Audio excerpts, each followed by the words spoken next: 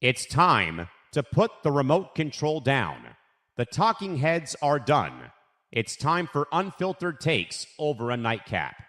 You're invited inside to discuss the weekend's biggest disasters, the surprising heroes, and everything that got missed over the course of the weekend.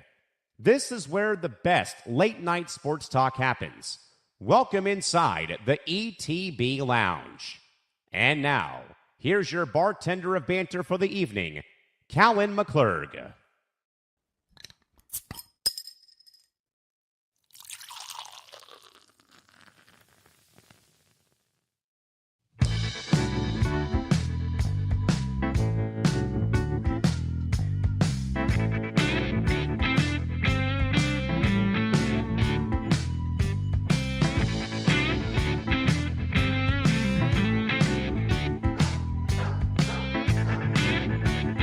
The snow is pile driving the bleachers in Denver. The 49ers just got bullied in the Pac Northwest, and the Dodgers just spent $250 million to make sure their fourth best hitter is a Major League Baseball All-Star. The world is burning in the sports world, so grab a glass. Welcome in, folks, to the ETB Lounge. My name is Callan McClurg, and yes, I know what day it is. We are doing the show on a Sunday tonight because, quite frankly, some of us have actual jobs to attend on Monday, but if I'm being honest, it's because of the fact Tom Albano's Rangers are in Anaheim to face the Ducks, and I need to be there to make sure to see if there's any Ranger players that Anaheim can further add to the Rangers West roster. You want Artemi Panarin? You can take him too. That's Tom, what the letter claims. Tom, I'm half expecting you to trade for the Gardens organ player too and a few hot dog vendors before you let the take it. I need to see the handshake line just to make sure no one accidentally goes to the wrong locker room after the game's over with on Monday. Jury's going to be selling everything and everybody. He's going to sell the peanut under in section 306. Well, we couldn't leave you folks hanging though because the sports world is currently a wildfire. While we were prepping the bar tonight, the Patriots were busy reminding everyone that they still own January, smothering the Texans 28-16 despite Drake May trying to set a world record for fumbles. But hey, when your defense picks off C.J. Stroud 4 times, you can afford a few Butterfinger moments. And speaking of expensive moments, if you happen to see, guys, what the Los Angeles Dodgers did, they just dropped $240 million on Kyle Tucker. I am now convinced the Dodgers front office is simply a group of guys playing a video game with the salary cap setting turned off. They're collecting all-stars. Yeah, they're playing MLB 25 to show. By forfeit. Yes! Yes! That only means one thing when Nick's acting like yes! That. See you later, Bears. See you later.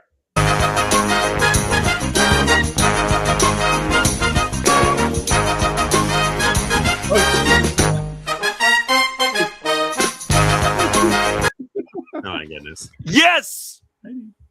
But regardless, though, Kyle Tucker still got $60 million a year. Ohtani is still Ohtani, and the rest of Major League Baseball is currently looking for a support group. Meantime, on Monday, we got the big one. Number 1, Indiana versus number 10, Miami for the national championship. The Hoosiers are 15-0, trying to finish off a miracle, while the Canes are playing a home game at Hard Rock Stadium. It's the biggest game in Bloomington history and probably the only time people in Indiana have cared about a U that isn't their own. We have a massive show to break down for the next 2 hours. At the bar tonight is the man who signs our checks, our good man Nick Morrison, who filled in for Nick DiMartino on Saturday. Boston's favorite bad boy, Ben Cruz, and our resident schoolyard master, Tom Albano, to keep everybody in line.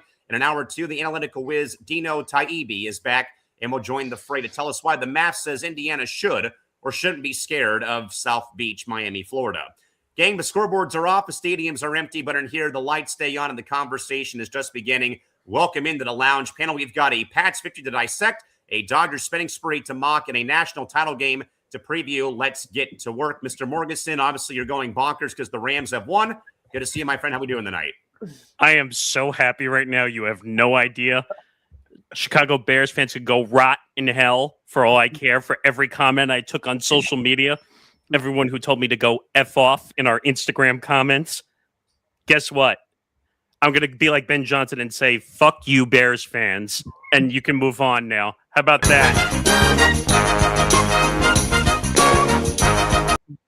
All right, so while one guy is celebrating the Rams and dancing on the grave, one man has his team now in the AFC Championship game. Ben Cruz joining us from the great Northeast. Mr. Cruz, Obviously, a game that was marred by turnovers, but hey, a win's a win, my friend. Great to have you aboard, and thanks for joining the show tonight. Yeah, no better way to be on for the first time debuting with your football team going to the AFC title game. It definitely was not pretty at times for sure, but to win at home in Foxborough back-to-back weeks, especially this one in the snow, and Kayshawn Booty, what a catch, absolute dog. And we might need to have some conversations about CJ Stroud because we put him in hell today. And also, Tom Albano joins us. Tom, between NFL fandom and Ranger fandom, are you looking forward to baseball season or just want to get the football season over with, my man? Great to have you aboard, though. Great to see you, buddy. Good to see you. Am I looking forward to baseball season? No, not with the way that the Yankees are not doing much of anything. At this point, I'm looking forward to the NBA playoffs. I'm looking to see what the Knicks are doing. Well, hey, you got an NBA Cup to celebrate at least, right? Hey, it's better than anything else that the Giants or the Jets or anything else has done in the last decade. I know, right? All right, guys, let's kind of recap again, folks. Once more, again, this is the Monday version of ETB Lounge. Again, we're here on Monday due to the fact, as I said, I'll be away for the day tomorrow on Monday. But again, grateful to have Nick, Ben, and Tom, and of course, our good man Dino joining in hour 2. I'd like to remind you, though, folks, that we are on social media. You can find us on Twitter, IG, and TikTok at the ETB Lounge. We had a great follow circle yesterday after we had John Ladder and Colin Circusa join us yesterday. Nick Morgensen did a fantastic job filling in for Nick DiMartino yesterday. Again, Nick was away on vacation, putting those unnecessary wagers down on the, I don't know who to win the Super Bowl, but again, you can find us still on social media and find us there. All right, gentlemen, let's get into the round of takes. Again, this is basically our 3 big headlines of the day. Let's go and talk about the first game of the night that we just saw end on NBC. The Rams overcome the Bears in snowy and frigid Chicago, Illinois. 2017 LA over Chicago. Matthew Stafford, guys, once again proves to be the ultimate lounge veteran after Caleb Williams tied the game with 18 seconds left on a prayer to Cole Kmet. Stafford simply marched 50 yards downfield in OT to set up Harrison Mevis for the game-winning field goal. Experienced beat youth at the goal line in this game. Nick, instant reaction to the win by the Rams to move on to play the divisional rival Seahawks. We'll talk about a bit later in our segment here for all the marbles in the NFC for 2025-26. I mean, that game was insane. That game was great. The Rams was a little lost. I'm not going to lie. Now, I'm going to call it out a little bit, but the weather really had nothing to do with this game. I'm just going to say that now.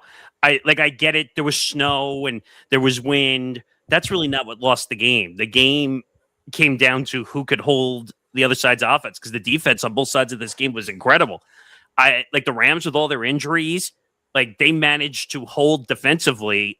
The Bears on their side held defensively too. But it's like I said on Forecast the other day, the Rams have more weapons. They're more dangerous offensively.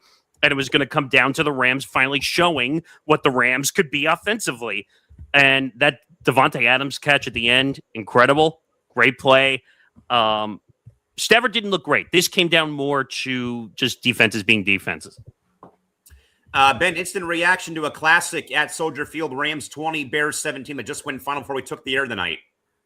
Yeah, I mean, that was like a typical Bears game in terms of shout out to the Bears fans. A complete heart attack, high-scoring games. They typically, honestly, win these type of games, but you have somebody on the other side that is trying to go for MVP right now, and very well could, and that's Matthew Stafford, and that's the difference.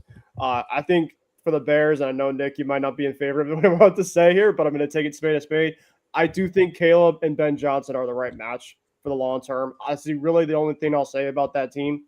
I do think they have some pieces there, but, in a big game like this, Caleb throwing that pick in overtime, cannot have that. They had a chance to go all the way down. Matthew Stafford basically just kind of took them all the way and literally just got them in field goal range. And the Rams and Seattle, I thought were the 2 best teams in the NFC for pretty much all of this season, and now we get the chance to see them in the championship. Tom, your instant reaction again, LA, Chicago, instant classic. Again, Caleb Williams, as Nick and Ben both said, the Bears play cardiac football. I mean, there's no other way to put it other than all these late game comebacks. I think Dino actually just wrote in our network Slack, Chicago's luck finally ran out. And I have long believed, though, Tom and panel, that in sports across the board, you can only have so many of those walk-off winners in baseball or basketball. You name it, and once you get to a certain point, your luck eventually runs out. Regardless, Tom, your overall thoughts and your reaction to this great game between the Rams and Bears from Soldier Field tonight. Well, firstly, just to go off of what you were saying, Callan, it's not just with the Bears, because I even said on forecast, there was another team that I was concerned about in terms of their luck, in terms of how they play from behind, and that's the Buffalo Bills. And you saw their luck run out on Saturday against the Denver Broncos. Obviously, that's another game for another time. But yeah, instant classic. That was absolutely fun. I'm going to, just like Ben, I'm going to give credit where it's due, because Bears played great. Obviously, you can't have what you had in overtime with Caleb throwing that interception, but that overtime lasted a while. Unbelievable play that will go down in playoff history. Probably gets soured a little bit now that the Bears actually ended up losing that game. But Caleb Williams with that throw at the prayer at the end of the fourth quarter was unbelievable. Props to them. And like I said on forecast, I actually can't be too mad about the Bears, because I felt like they were playing with house money. Ben Johnson and Caleb Williams, you had the questions about how they were going to be able to compete, and they managed to make their statements in the NFC North, and now they are basically going to be the team to beat heading into next season in that division. The Rams, though, offensive, no, because I say that because if Nick remembers my rant on both of the last two editions of Forecast about them. And I think on the offensive side of the ball, yeah, they passed the test, but defensively, the Panthers and Bears both covered in terms of the spread, and the defense almost lost them the game. So I feel like this is an average. This is to borrow the school term, the C minus. Offense gets an A, defense gets an F, and I'm going to be very concerned, when they match up with somebody like a New England Patriots in the Super Bowl, or even next week, because the Seattle Seahawks, the way they played, even with an injured quarterback, if the Rams defense show up the way they've been against the first two playoff opponents, against how they play the NFC South opponents, it's not good. It's not good. They can't. The Rams defense cannot be like that. I mean, what's frustrating me, forget the bias. I'm going to put that aside for a second. It's everyone thinks that because the Bears went from, how many wins did they have last year? It was like 5 or 6 before they went on to win, 11 or 12 games this year? 5 and 12 was their record last year. So everyone's ready to crown them champions. And that's what's bothering me here. Like, you got to be able to put the bias aside and realize, look, the Rams going into this matchup were the better team.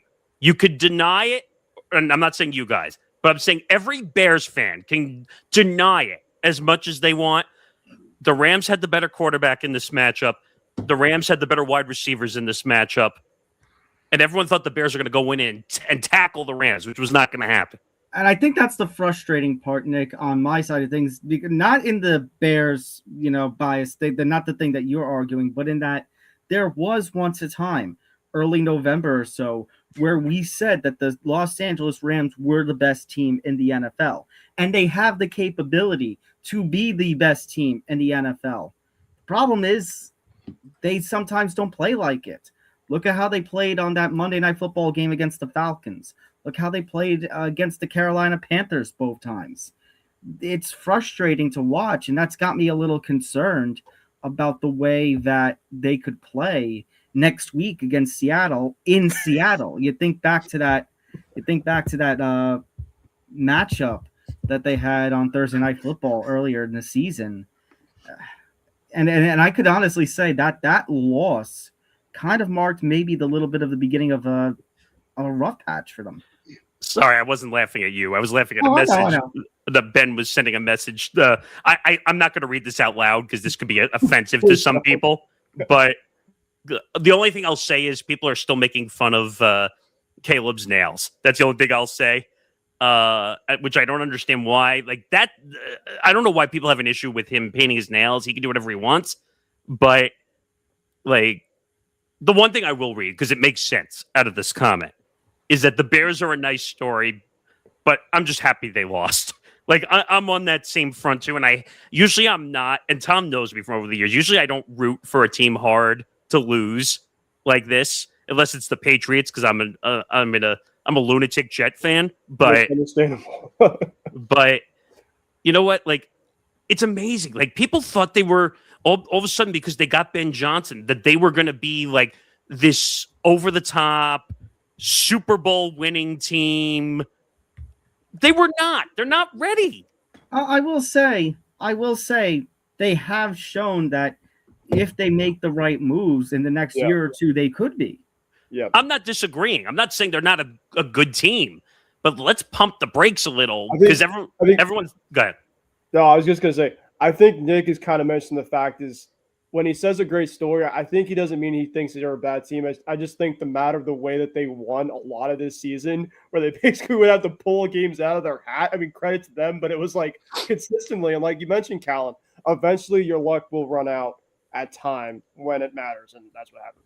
And here's the frustrating thing. Like, people got on you during forecasts multiple times, Ben, because people would use the schedule excuse for the Patriots. And my answer to that one is you play the schedule that's in front of you. There you go. That's why so if you win your games, that's all that matters. Yeah. In the NFL. We just beat the number one defense with 28 points today. So I don't really want to hear it. Yeah, exactly. Like, first of all, I think the Patriots are the best team left right now. I'm willing to go out on that limb. Because I'm here? No, just generally. I think I would have said the Broncos, but that's another topic, I guess, for this show. Yeah, it is. But Nick, let's go back to you though, because we actually now can get to some questions. But again, Nick, going back though to Matthew Stafford in the winning drive again, they kicked the field goal in the game. Nick, is Matthew Stafford officially the boogeyman of the NFC, or did the Bears simply freeze up when the lights got brightest though in overtime, in your opinion? Well, I said to Tom before we went live that I thought that if the Bears had won the game, it would have been because the Rams imploded in the fourth quarter. And I still would have stood by that. Like, and of course, our Bears fans would have yelled at me saying that I give no credit to Caleb Williams and all this stuff. I'm not saying Caleb is a bad quarterback. Let me be very clear about that. But the heart attacks, like, you're going to need a defibrillator as a Bears fan to make it through these games. Like, if you even have one murmur.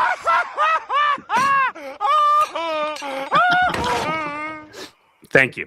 But is he the boogeyman? No. Is he an older quarterback? Yes. What is he, like 37, 38 now, I think? And the guy is MVP. That's why 37. Okay. Close enough. But yes, he's going to be the MVP this year. Caleb had a great year. No one's denying it. I never said anything bad about Caleb Williams from a offensive numbers standpoint. I just said people are giving him too much credit. And Matthew Stafford is a little bit of an anomaly because he's on the older side, and he shouldn't be throwing 4 or 5 touchdowns a game. That's an anomaly from a 37-year-old quarterback. So is he the boogeyman? No. I just think he's finally found a home, which allows him to be comfortable and play the way he should. Ben, your thoughts? Is this more about Stafford or about the Bears maybe freezing up, though, when the lights got brightest, though, as overtime wore on? And, of course, Caleb throwing that interception that led to the game-winning field goal for L.A. Yeah, I mean, I think the Bears played hard. They fought to the end. And it was just one of those type of things where, you know, it just going to come down to a specific team at the end of overtime having a long, consistent drive. You know, the Bears obviously, you know, Caleb in overtime had the first down where he scrambled. But essentially, when you're at midfield, the one thing that people want to say is, you know, like we said, we've been praising Caleb all you want. You know, and I give this to Drake too when he has his mistakes. You cannot turn the ball over when obviously the crucial things happen. And especially against a guy like Stafford, you just can't, because it's a lot with a lot of good veteran quarterbacks. You know, there's some guys specifically that you know for a fact it's like you probably won't get the ball back. And the Rams, you know, kind of similar like against the Panthers, you know, the final drive that they had, you know, last week, they did enough. Because of their playmakers, like Nick alluded to. They had the playmakers to do what they had to do, and they have a quarterback specifically when it matters most. He is extremely clutch and Stafford. Tom, it's not quite Aaron Rodgers' "I still own you" involving the Bears. But I think Matthew Stafford probably in a way has Chicago's number, even changing coast and going to the Rams, where he has essentially still been a thorn in their side from his days in Detroit, now here obviously with LA. So, Tom, over to you. More about Stafford winning this game or Chicago basically freezing up in overtime? Well, first of all, since you mentioned him, RELAX. I have to. It's obligatory. No, I think this is more about the Rams. I honestly think this is more about the Rams because I think Caleb has proven his points. I think the Bears have proven that they have the capability to be a growing squad, to have the capability that they can be competitive at the top of the NFC. I think the only thing that freezes me, Callan, is that word boogeyman. Because football is not all an offensive sport. You know, you can throw for 4 or 5 touchdowns and be unbelievable, like Nick Morganson mentions. But when you have a defense that's letting up so much as it has over the last few weeks, it's going to be a real concern when the Rams, like I said, go and play Seattle or go and play a Denver or a New England. Because of the way that the defense constantly lets Matt Stafford down. Having said that, what did I say back on Football Forecast when we were first discussing the playoffs? And actually, Nick, even better, when I guessed on ETB 300, I told you and Zan that what I was aiming for, the teams I was looking at in these playoffs were the Bills and the Rams because of one word: experience. And even though Josh Allen and the Bills are out of here now, Matt Stafford and the Rams are still in. And you know what? Who's got the Super Bowl experience? Who has a ring on their finger? Matt Stafford. And that's the point I was trying to make during forecast. Like, and again, this is not a slight towards Bears fans, what I'm about to say. Nope. But you need to realize that Stafford is the more experienced quarterback over Caleb Williams. Caleb Williams is going to have plenty of time to make the playoffs. What is he, third year now, I think? Or finishing his third year. So he's going to have plenty of time. And you're right, Ben. Ben Johnson and Caleb Williams finally found a coach that he can finally get into and have chemistry with. And I think Ben Johnson is a perfect coach because Caleb is willing to do the crazy play or two. Yeah. And I wish Caleb would escape the pocket. If he had escaped, well, that's probably what saved them in this game. Believe it or not, that he escaped the pocket a few times. That towards the end. Where he was all the way at like the 50 when he was running. Yeah. Well, Nick, this is like what I said before we went on air. I saw that play and immediately I thought maybe a little bit of Giants bias in here, but the David Tyree helmet catch in Super Bowl 42. Sorry, Ben. It's fair. I'm trying to have a good night. You can't run my parade right now, Tom. Come on. We're gonna move on, boys, to our Flat Beer Award going to the Buffalo Bills, who we have long said, I've long said, Morganson has long said, if there was ever a year for them to get to and win the Super Bowl, it was going to be this year with how the AFC did not have Mahomes or Lamar Jackson in it. Instead, they are drinking some very, very flat beer in the Mile High City, 33-30, Denver winning in overtime yesterday on Saturday. Josh Allen's 5 turnovers are the skunked beer of the decade. You cannot gift wrap a playoff game to a rookie like Bo Nix, who again leaves the game with a broken ankle, and expect to keep your elite status. Mr. Cruz, with 5 turnovers and a 3-point loss in overtime, in your mind, has Josh Allen officially reached his ceiling, or is the Buffalo coaching staff the real reason this glass is flat tonight here in the lounge? That's a tough question. And I like Josh Allen. I mean, I'm glad the Bills are out once again because that's just me being a Pats fan. But I've always been that person of, if he wins a Super Bowl, I can't be too upset because he's been so like just at the top of the top. We've always had great battles. But yeah, I mean, I think there's a lot of Bills fans too. I was actually watching it from a hockey rink on Saturday night. So I was watching a hockey game and watching the game, the Bills Broncos game at the same time. I know I'm crazy for that. But yeah, I mean, with Josh Allen, the turnovers, 4 3+ turnovers. People want to praise him all you want. I mean, And, you could say, well, the Bills defense let them down, which they did a lot in the game. But, I mean, think about it. Right before halftime, 16 seconds left. You're down by a touchdown, and you try to become Superman. Of course, that's really been kind of his motto. But sometimes when you're Superman, sometimes the cape specifically has to be a little bit too much. And I think sometimes with Josh Allen is, he tries to be as hero as possible. And part of it's maybe he doesn't, well, people want to say, well, maybe he doesn't have the help. I don't know. When you have turnovers like that, you gift wrapped the Broncos 3 extra points when you didn't have to. Like, that's specifically something that you should be smart enough as like Josh Allen at this point in time in his career. And like Callan, like you mentioned, with the Bills, and I think Tom alluded to this, and Nick talked about this too during forecast, this was Josh Allen's time to – he didn't not only not get to the Super Bowl, he didn't even get to the AFC Championship, and which is absolutely crazy given the fact that now we have 2 quarterbacks that pretty much are runner-up for MVP, right? We got Jared Stidham, which obviously was not in the cards, but here we are. And we got Sam Darnold, who obviously has had a very promising, decent year for Seattle. But Arnie Morganson. The coaching staff, Callan, is a really tough question because, like, I don't really know how much the coaching staff is going to really matter if Josh Allen can't figure this out in the playoffs. Because now this has been kind of common trend now with the Bills. And a lot of the time, specifically when it comes to it, I mean, yeah, Allen's obviously had his great games against Mahomes, which you can't fault for. But, when you specifically have this opportunity, and you saw him crying after the game, and I feel terrible for him. But the fact that I think he was crying is he pretty much said, man, if I can't get it done this year, when am I ever going to get it done? Because I think specifically you think that the Chiefs are probably going to be back. For anybody specifically that thinks they're not, you could talk to me privately, but Patrick Mahomes is Patrick Mahomes. You got Joe Burrow, who hopefully can get back to the playoffs. I mean, I know obviously, Nick, do not disrespect the Bengals, but if the Bengals got a defense, they probably was right. I was right.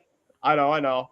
But all I'm saying is you're going to have a lot of the top quarterbacks that didn't make it this year come back in the next couple of years. So if Josh Allen can't do it this year, I don't know when. I really don't. Tom, I think the stat now reads Josh Allen on the road in the playoffs, 1 win, 5 losses. I'll give you even better. I'll give you an even better stat. I will take your stat, Callan, and raise you. He is winless in overtime playoff games. I was just winless. Stopping me. I was really just about to say that. So, Tom, your thoughts with this again? 5 turnovers, a 3-point loss. Has Allen reached his ceiling, or is Buffalo's coaching staff the real reason why they're drinking flat beer in the Mile High City? And you know what the sad part is, Callan? And I know this is the cop out, but I don't know because I'm sitting there in front of the TV just like baffled, like Ben said, that I've been harping on. Yeah. With how crazy the NFL is, you don't know if Lamar Jackson is going to make it back or Patrick Mahomes is going to make it back. What if those are 1-year retools and then all of a sudden they're back into it?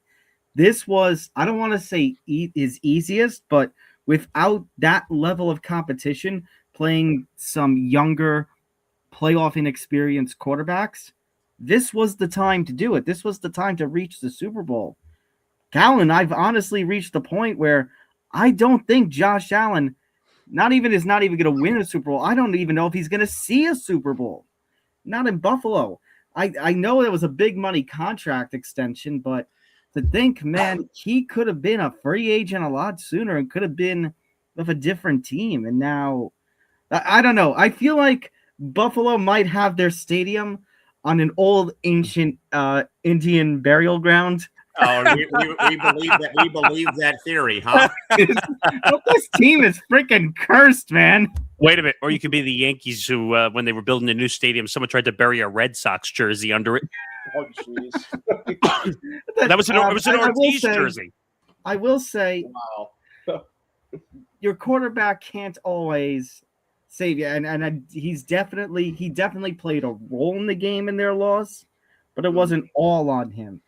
And at this point, I don't know. I'd have questions about McDermott if he can really put everything together, because as Ben said, and I agree with Ben. I think when you see those tears in his eyes, I think Allen knows. The whole comment that Nancy Romo made that he's turning 30.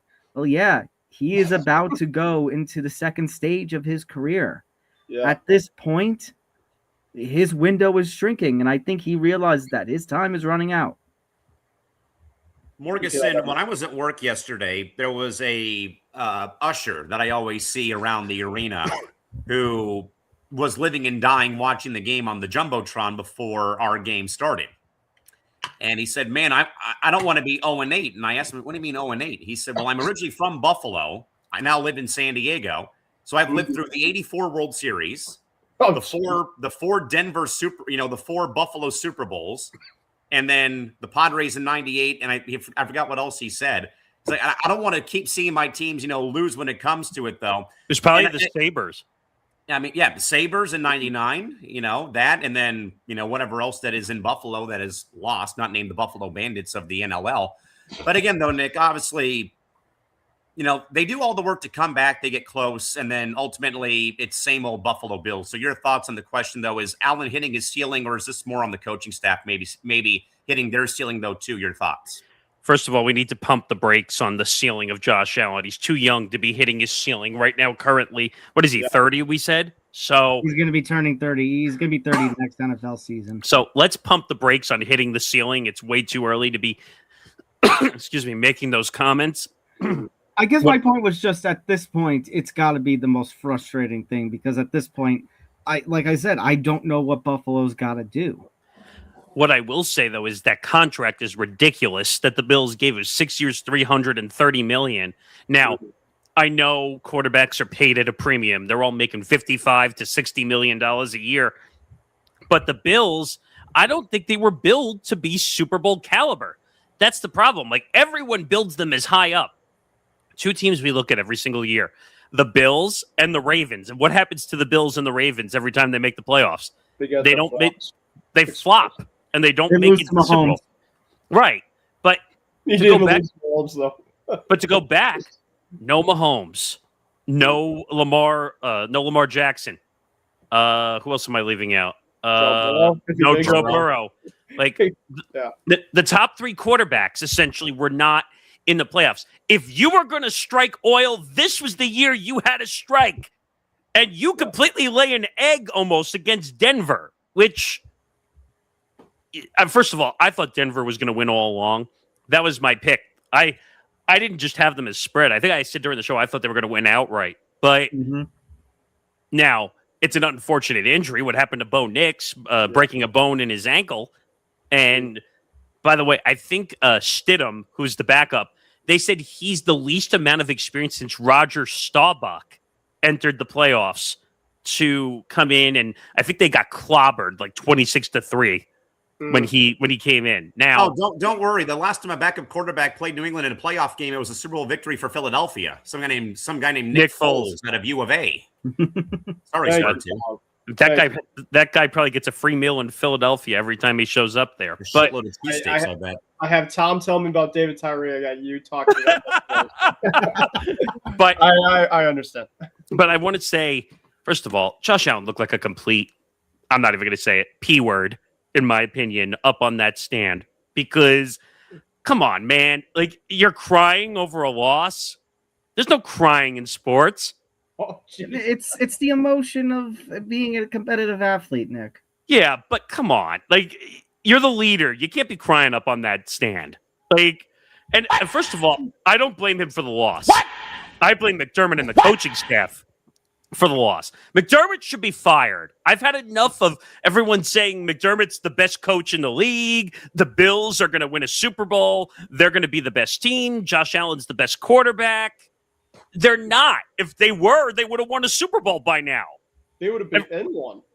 Or they would have, or better yet, Ben's right. At least get to one, yes. So how McDermott survives being fired year after year after not making it to a Super Bowl is shocking to me. John Harbaugh, who got fired and is now the Giants head coach officially. Mm-hmm. He was there for what, 19 seasons? 18 years. Yeah. 18 years. And he gets fired? Well, I'm even shocked that, like, the only reason I can see them not firing McDermott because Matt LaFleur pulls off one of the biggest playoff stinkers, and he's getting a playoff contract extension. That's a whole nother one that I'm. And I'll raise the glass on Albano. Their ownership is not also the very best with the Bills either, because the Pagulas are notoriously for being cheap too as well, believe it or not. No, I get it, but I think Josh Allen looked like a crybaby, partially up on that presser a little bit. Your life is not ending because you lost a playoff game. You have $300+ million guaranteed. You're married to Haley Steinfeld. You're about to have a kid. Your life is perfect. Stop crying up on the stand when you lost the game. All right, guys, let's go from that to the bar brawl moment, and it was a bar brawl in the PNW. The Seahawks beating the crap out of the 49ers. Seattle 41, San Francisco 6, all starting off with a kickoff return that literally got Lumen Field shaking, and it did, in fact, register an earthquake on the seismographs outside of Lumen Field in downtown Seattle. Fellas, the takeaway from this game, a 35-point rivalry execution by Sam Darnold and the number 1 seed Seattle Seahawks. Mike McDonald did not just win the game. He basically ended Purdy and Shanahan's era as we potentially know it. Mr. Albano, with McDonald and Darnold hanging up 41 on arrival in the playoffs, are the Niners officially dead or resting in that electrified injury tent in Santa Clara, California? And this was the concern that Johnny and I both mentioned on the last edition of Forecast, was thinking about that Week 18 game and how Seattle managed to win it in a one-sided fashion. But even then, that score did not compare to this. And this was with an injured Sam Darnold as well. So I think this was just a matter of the San Francisco being too beat up. No, yes. Seriously. You know, I called them on Football Forecast the Walking Dead. That they just managed to continue to go and go and go in spite of all of their injuries. It's just a shame, you know, when the best team in the conference plays in the best at this point. 2 teams in the conference are playing in the same division as you, and that basically ended up being their downfall. Is this going to be the end of the relationship? I don't know. I want to say no. I think it's just going to be a matter of the hope is going to be for a healthy San Francisco team heading into next season. Now, I want to just double check and see the contracts that are expiring. It appears to be Trent Williams, Jake Brendel, Lenore, Juwan Jennings is there. So a lot of their O-line and some of their offensive weapons really up on the contract side. Yeah. But I will say I think the 49ers will manage to regroup. I think they will. I don't know if I can say they're going to be at the same level as we'll think, you know, heading into the 2026 season come the fall. But I'm confident that they can still be a competitive team. I mean, the NFC West, and I think this is kind of why I also gave the edge to the Rams back on Forecast, because, yeah, the NFC North was a tough division, and I got to give not as tough as the West, though. I got to give credit to the Bears in that coming out of a tough division, because everyone in the NFC North finished with a winning record, if I'm not mistaken. The Detroit and Minnesota, I both think, got to 9 wins. Yeah. So credit to that. Meanwhile, the NFC West had the Arizona Cardinals. But at the same point, you had 3 playoff teams come out of the NFC West, and entering Week 17, they were all viable to be the number 1 seed. So that's why I said I think it's going to be tough for the 49ers, given that the Seahawks and Rams, who are in the conference championship now, are playing in their division. I think it's going to be tough for the 49ers, considering the rise of the Bears. The Eagles are still around. You never know what teams are going to make strides heading into next season. I think they can still be competitive. Nick, this game was over at halftime. And I think it was over before. And I even was, telling people in a way, the Niners became compromised after Kittle left that game against Philadelphia. I mean, the guy literally killed a whole bottle of tequila after he had come off the field, apparently, from the owner's box up in Philly. And I'm like, okay, but it's great you won a game, but now the road's going to end here. And literally, when you get hit like that, 96-yard kickoff return to start the game, it's already downhill from there. And I think, though, Nick, you said a very, I think, great point last Monday.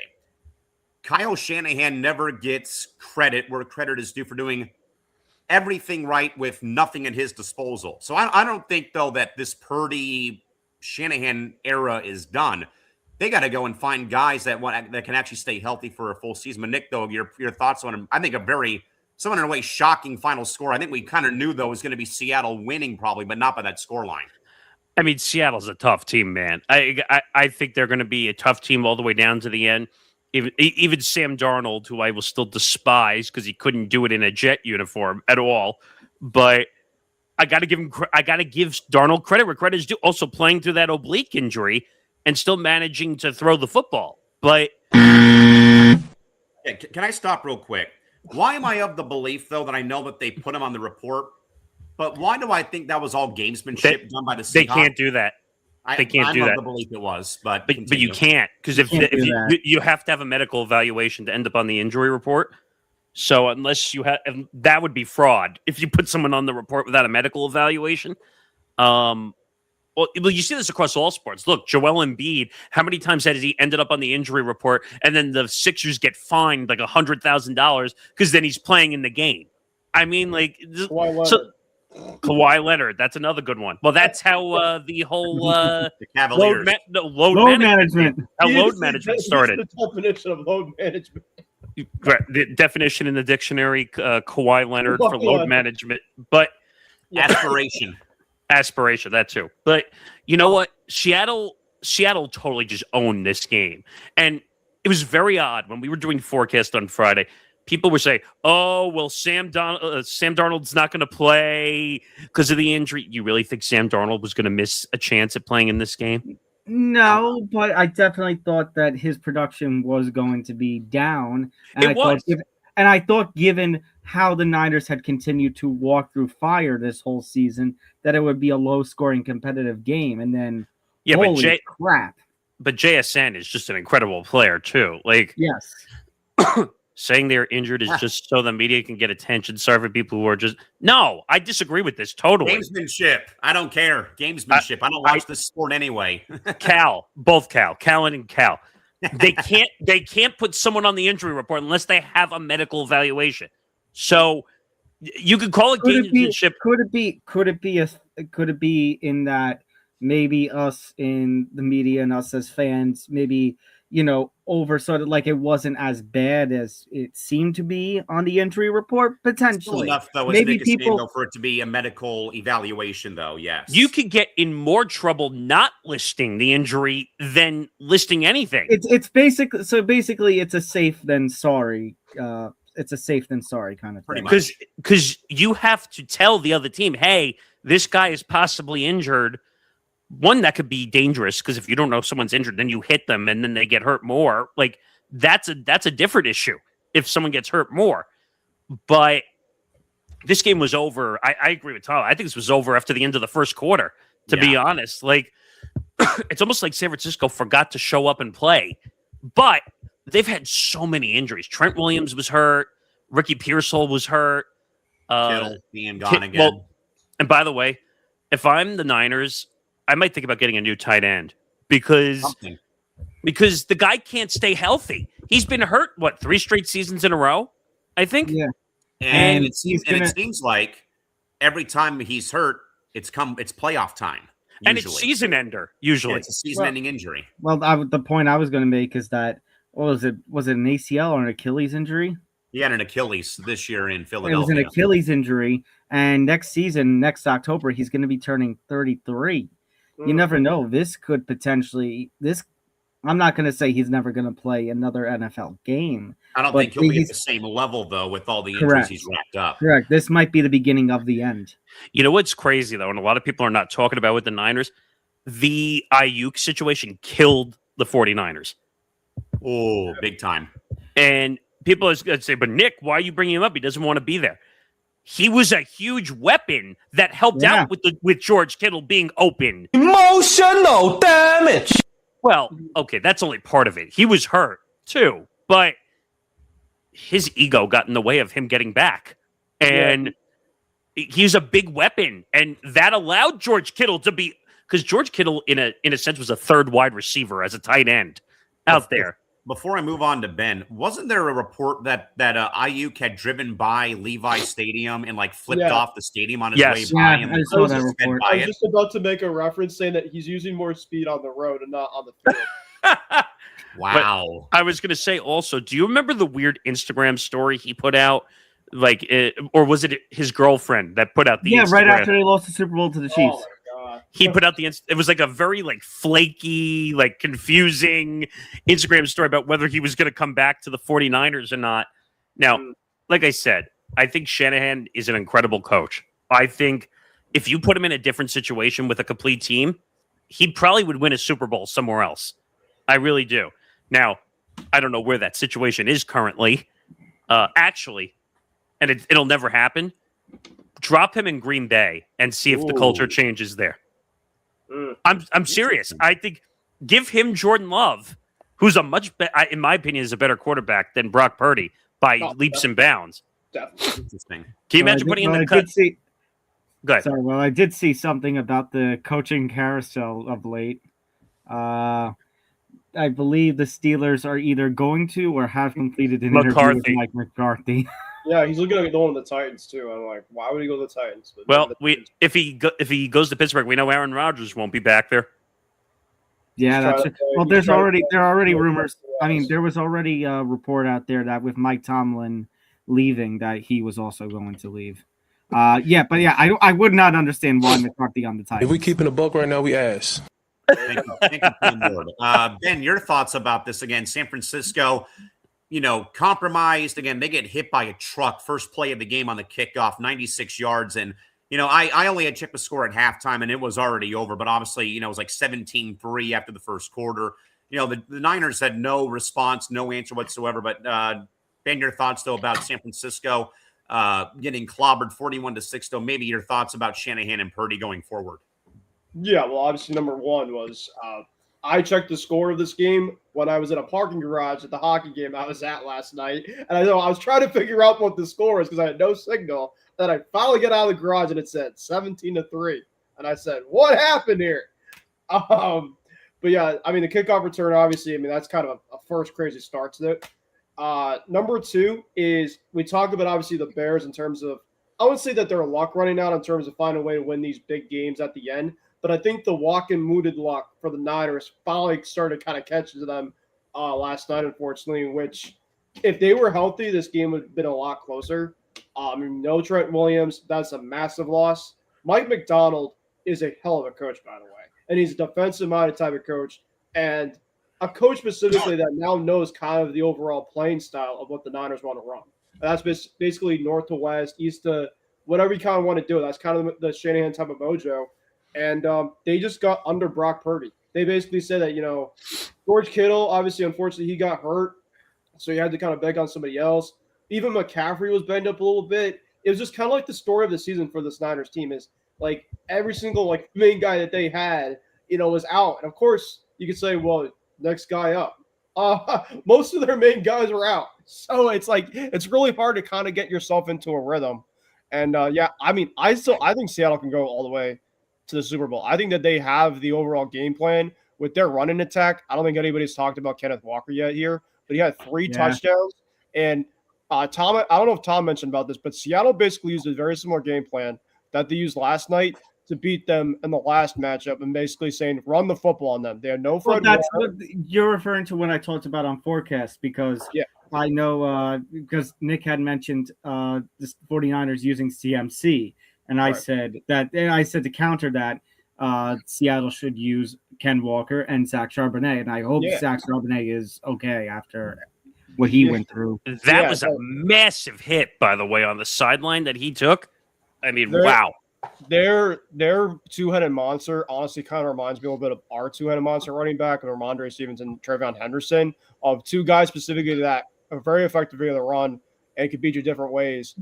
In terms of the second part with Callan asking me about Kyle Shanahan and Brock Purdy, I don't think this is over. I don't know if Brock is the long-term answer. I kind of want Max Jones to succeed as a pass fan myself and for him to get a shot. But I don't know. I mean, I agree with Nick in terms of Brandon Ayuk. That was kind of a massive guy that Brock tended to used to have for a while. And then George Kittle might not be the number one main guy at tight end anymore if he can't stay on the field consistently during the playoffs. But Kyle Shanahan, Callan is just such a really good offensive mind coach. I mean, those don't grow on trees. So I think that this is not specifically over, but it would be nice for the Niners to try to stay healthy as much as they can, which they haven't been able to. I think Kyle Shanahan is like the 5-tool player in Major League Baseball, where he can reach into any part of the tool bag and say, okay, I need this, I need that. Yeah. I'll go to CMC here. I'll go to Jennings here. I think one thing that kills them is that Purdy just doesn't run out of the pocket either. I think that's a big problem. And that could have killed the Rams tonight also, because Stafford is, and Tom will hopefully get a chuckle when I say this, but I think he's worse than Eli Manning leaving the pocket, I think. Because Stafford literally, there was quite a few times, Tom, where he had open grass in front of him, and he still threw the football. Well, that goes with Stafford being one of these old school quarterbacks. But he never did it. But he never did it. Well, I'm saying he comes from a time pre-2010 where you didn't have too many scramblers. Now you've got quite a few scrambler quarterbacks. But I'm saying he won't even do it when the pocket collapses. He won't even escape the pocket, which is why I thought towards the end maybe the Rams are going to blow this game at the end because he doesn't escape. He might need it though on Sunday. Against Seattle, he's going to get pummeled if he doesn't leave the pocket fast enough. Yeah. That's not. Yeah. That's why I said even though I thought the Rams were my NFC representative in the Super Bowl when I was with you guys on ETB 300. The way that the Rams have played overall the last couple of weeks, I really don't know about that. Yeah, I don't know. And by the way, another thing that I'm seeing now, because I'm monitoring social media to see how people are reacting to the Bears game, the Caleb defenders are out like crazy.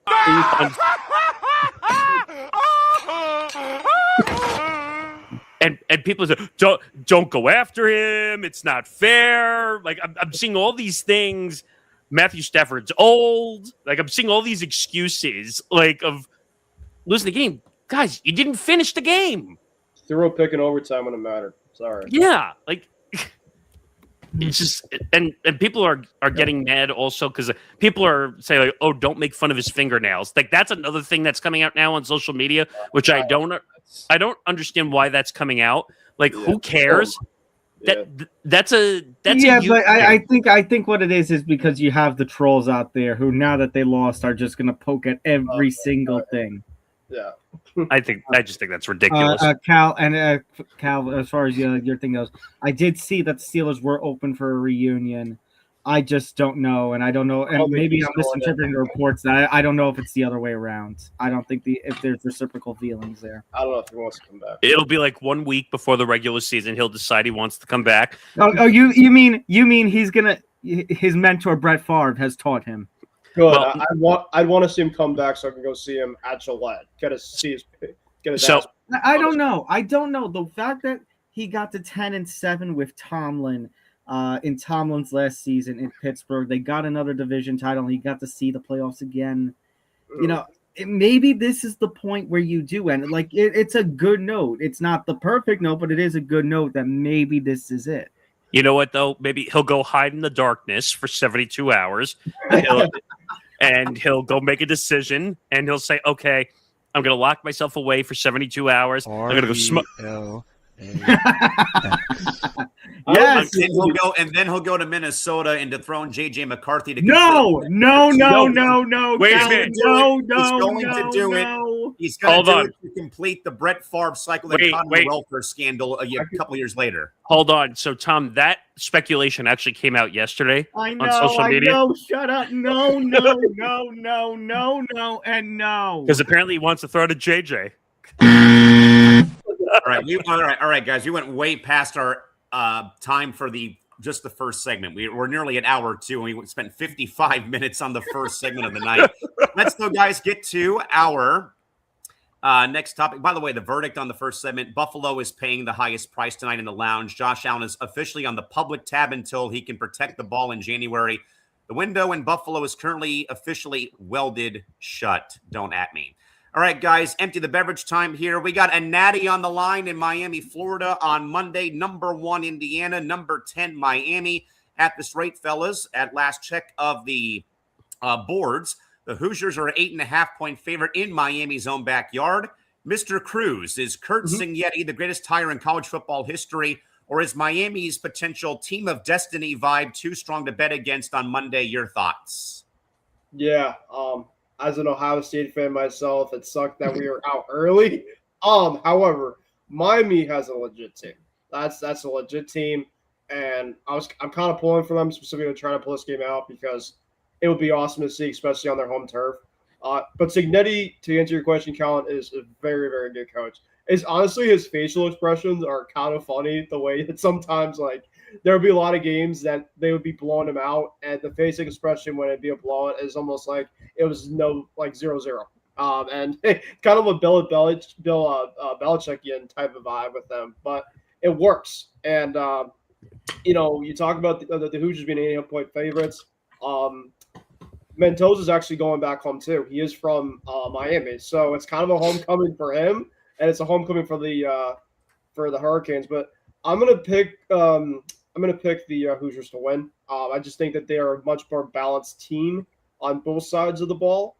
Carson Beck, I think, has been really impressive when the time has had to happen. And Mario Cristobal has done a very good job with that program. Their defense is very stout. And I'll be curious to see in terms of how their defense can do against Mendoza.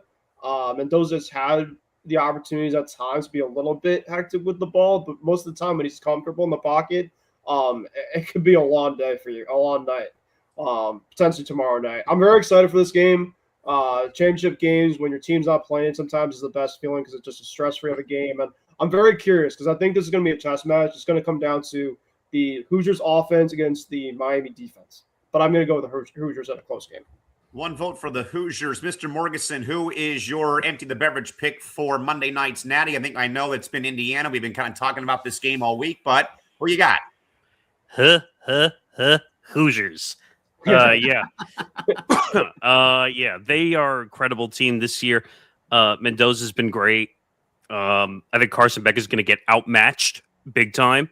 This game, I know it's a home game. I know it's at Hard Rock Stadium, blah, blah, blah, homecoming. But Indiana's just is just not beatable this year. Yeah. Their offense is incredible. Their defense is great. I think the spread actually dropped a point from 8.5 to 7.5. I was reading the other day, which I don't understand why. Nothing really changed within it's now back up to 8.5.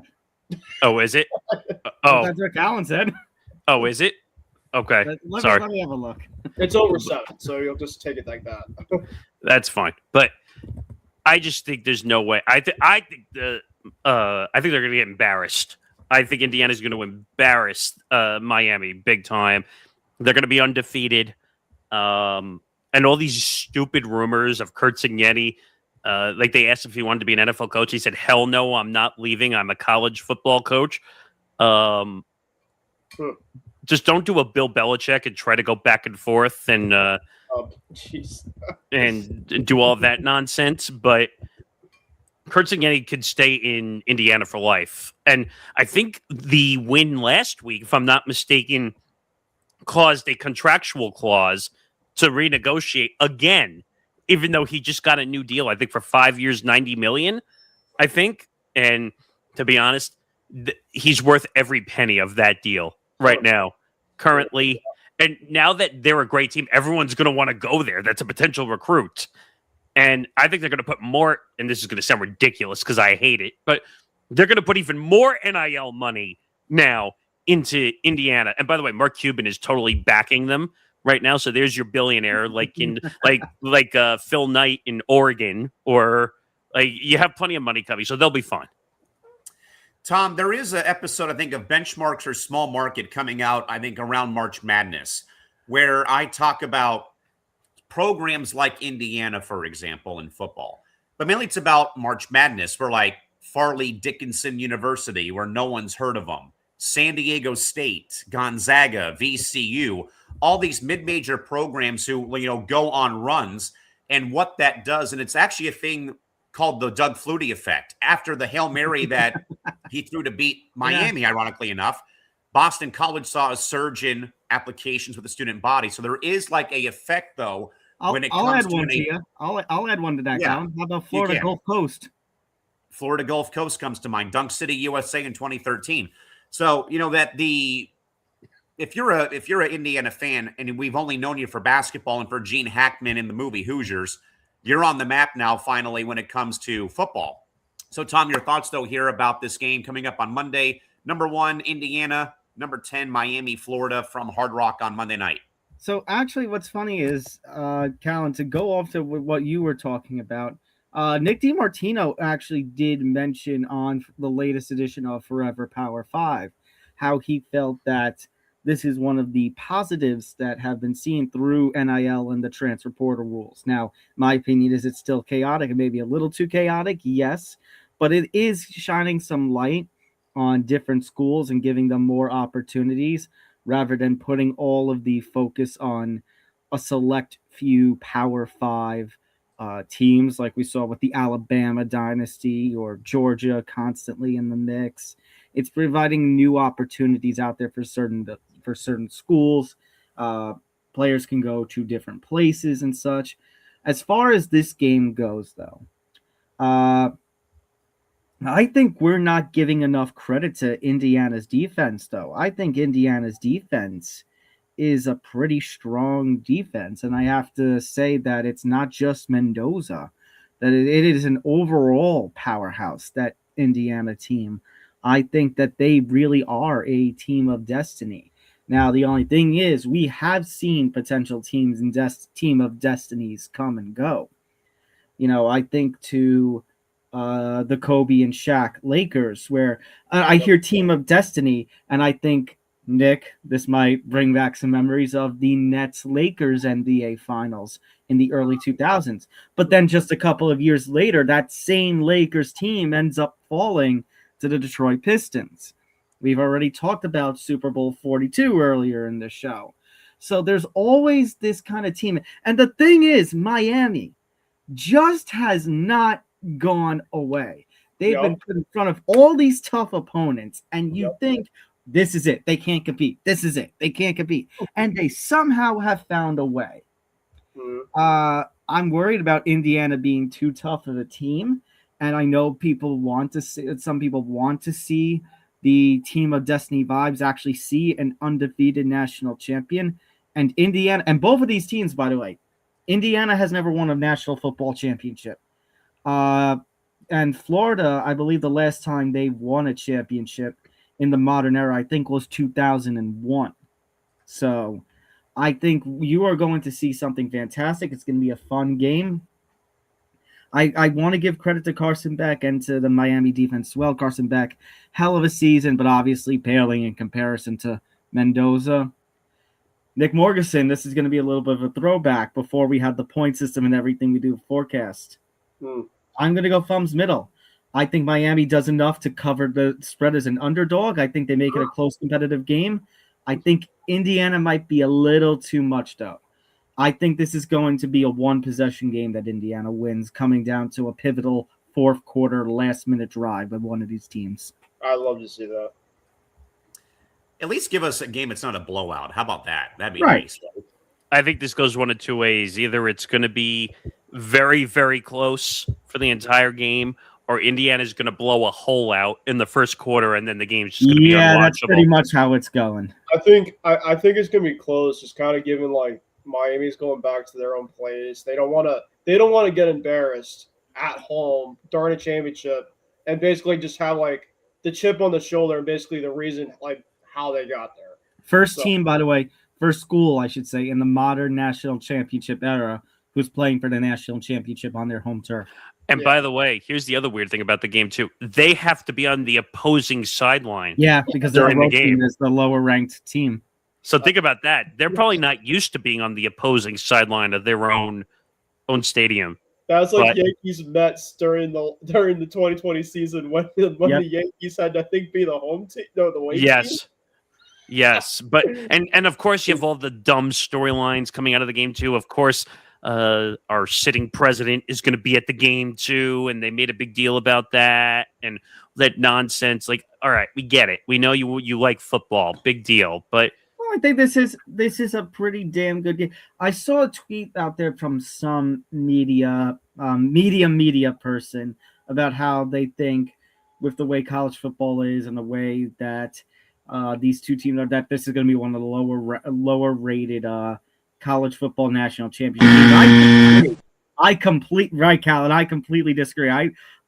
I'm not as big of a college football person as, let's say, Ben over here or the Forever Power 5 guys. I'm going to be tuning into this national championship game. I want to watch this. So will I. I'll be watching. We moved our recording to Tuesday, so Zen and I could actually watch the game on Monday, because it made no sense to do a recording on Monday night while the national championship was going to be on anyway.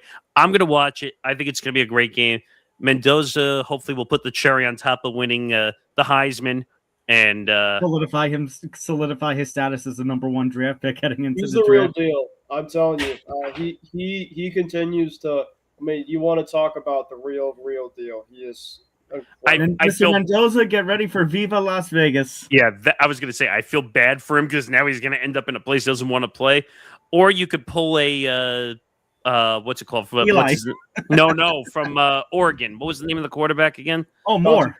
Dante Moore, who basically had his agent like reaching out to the top 3 or 4 teams, including the Jets, who were the number 2 pick. Are you going to draft me? Yeah. Well, screw you. Screw you. I'm going back. I think there'll be one guy and one guy only that will stop the Mendoza from going out. That is this man right here in TB12. You lost him already. I just don't like it. I hate the fact that agents are now taking the fun out of being drafted to the NFL now, because I'll just go back to school and get another $4 or $5 million. And Callan actually sent me a clip of who was it? Was it Carson Beck, who was being interviewed before the game? And someone said, did you go to the pep rally? Are you still in classes? And his answer was, I graduated 2 years ago. And I'm like, is that legally? That reminds me of the NCAA video games now, where you can, if you have a certain GPA and you're playing Road to Glory, after 3 years, you don't have to take classes in your senior year. Yeah, but I don't understand how that's legal. Like, that you could just be at school and just play football? That's why I like the comparison Nick DiMartino made on the last Forever Power 5, that saying college sports are basically in their teenage years where it's completely wild and out of control. That's a good point. I mean, and by the way, if the shameless plug, if you want a pre-show, Trevor Williams and Will Charlton, or as Callan likes to say, Mr. 60 Minutes. Yeah. Because he sounds like he's reading the news every time. We'll be doing a pre-show for the national championship tomorrow. 6 p.m. Eastern. 6 p.m. to 7 p.m. Eastern. Tune in for an hour. Even though they just announced the game is not going to start until 7:50 now. Remember? Well, you know what? I thought it was going to start at like 8 or 8:15, so credit to them. Remember all the complaints about March Madness that that national championship never tips off till like 9:20? Well, yeah, because God forbid they got to get the West Coast in. Didn't you know? That's no slight at you, by the way. I do a show with him every week. I'm allowed. All right. Where are we going now? Next. We're going to go, guys, to bench money and talk more about the Dodgers signing Kyle Tucker to a 4-year, $240 million deal with the LA Dodgers for a $60 million AAV. Exactly. This, of course, adds more to the Dodgers already, who have already won back-to-back World Series. They have claimed to want to go for a three-peat to really ruin the game of baseball, which they already have for somebody who has to play them 13 times every damn sense to me. Season. But that would include me here in San Diego with the Padres and the Dodgers being in the same division. So, Mr. Morgeson, I'm sure you guys talked about this last night, but Nick, does adding a $60 million a year outfielder to a roster with Ohtani, Betts, Freeman, and more actually make the Dodgers better, or simply make them the most hated team in sports history, excluding the Steinbrenner era Yankees of the 90s? Here's what's frustrating about this, and I think Tom can get behind me on this one, is everyone's trying to compare this to the Yankees. That it's that, oh, they're the big bad Yankees and they spent all this. It's not the same thing. If you're going to make a comparison like that, then you'd have to go back to like pre-baseball. Like you have to go back to the 30s, 40s, 50s. Murderers Yankees. Row in 1927. Right. The 90s Yankees actually had homegrown talent. I'll repeat what I've said in the chat. How many times, where's the homegrown talent on the current LA starting lineup? I'm trying to think of anybody. You want to go back to that 90s team? You had Posada, Jeter, Bernie, Mo. I'm not talking about the Yankees. I'm talking about the Los No, but I'm Angeles just saying Dodgers. generally. But That's yeah. sweet. But the Dodgers, it's absurd. I think I read that their payroll is $413 million. But then you got to have all the deferrals. No, I think that was included. I think. Oh, God. I'm looking this up really quick just to see what the luxury tax number is for 25, 20, or was it be 26? Payroll alone is worth more than 12 teams combined, apparently, in Major League Baseball. Oh, yeah. And Callan and I are going to talk about that. Actually, this is a good plug, Callan. I just thought of this, too. So David Sampson, the former Marlins president, is going to be joining us on Press Row on Wednesday. And we are going to talk a shitload about the Dodgers and potential salary caps.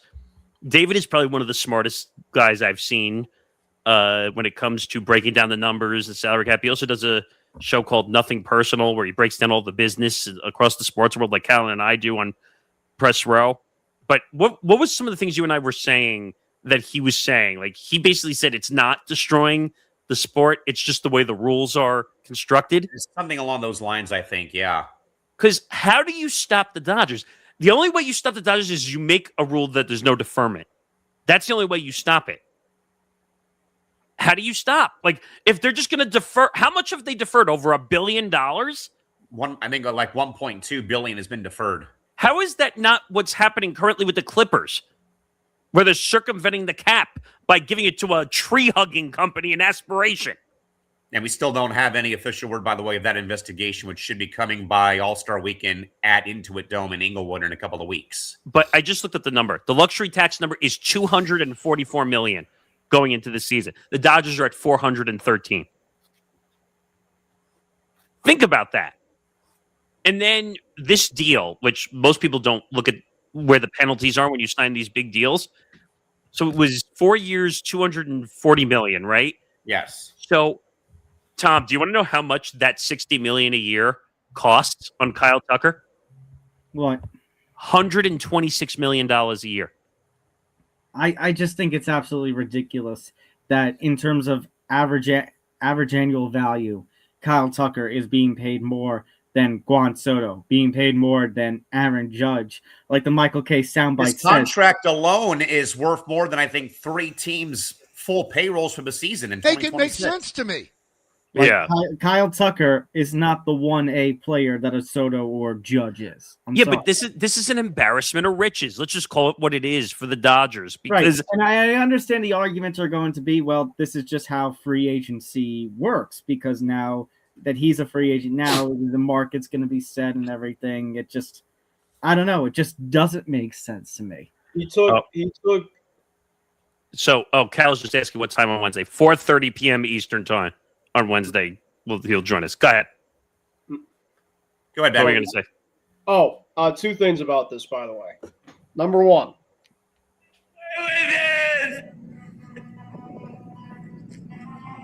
He can't keep getting away with it. Yes. That's the Dodgers in the nutshell, folks. They cannot keep getting away with this. But you know what, though? You know what's even crazier about this? They're making the Yankees and the Red Sox look like cheapskates the way they spend. No, they're right. To be fair, right now it's just like the Blue Jays. Oh, I guess I should say this now, gentlemen. You know those Muse and Sleeper accounts for all the different franchises? Yes. There is now a rumor out there that the Dodgers are inserting themselves into the Freddie Peralta sweepstakes as well. Oh, make it stop. Clown show, clown show, clown show, clown show. Yeah. Go ahead, Ben. Continue, please. Yeah, no, the fact that Tucker turned down 10 years from the Blue Jays not offer, I think he was looking at this Dodgers team and saying, I could win because I want to take the cheap route. There's going to be a lot of teams that want to green chase. He doesn't want to be. But in fairness, I know it is weird, considering all the emphasis on years we've seen in players and free agency of late. But to be paid, you're being paid $60 million a year. Which cost $126 million in real value because of the luxury penalties. Yeah, I mean, but that basically tells me that if he didn't take 10 years, I mean, the Blue Jays literally were just in the playoffs with the Dodgers this off. It wasn't like that the Blues were a terrible team. They got a lot going for them. I'm shocked he didn't go there. I'm really not. But the Dodgers getting him, it's not a shock either because the Andrew Freeman and Callan, I don't know how you're going to feel about this, but they're kind of like the sleeping giant.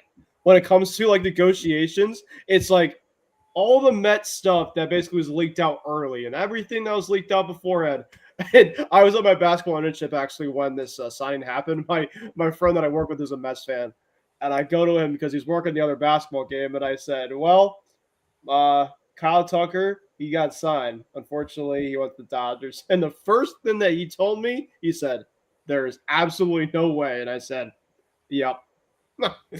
So there's just no way to beat it. I just don't. What do you do?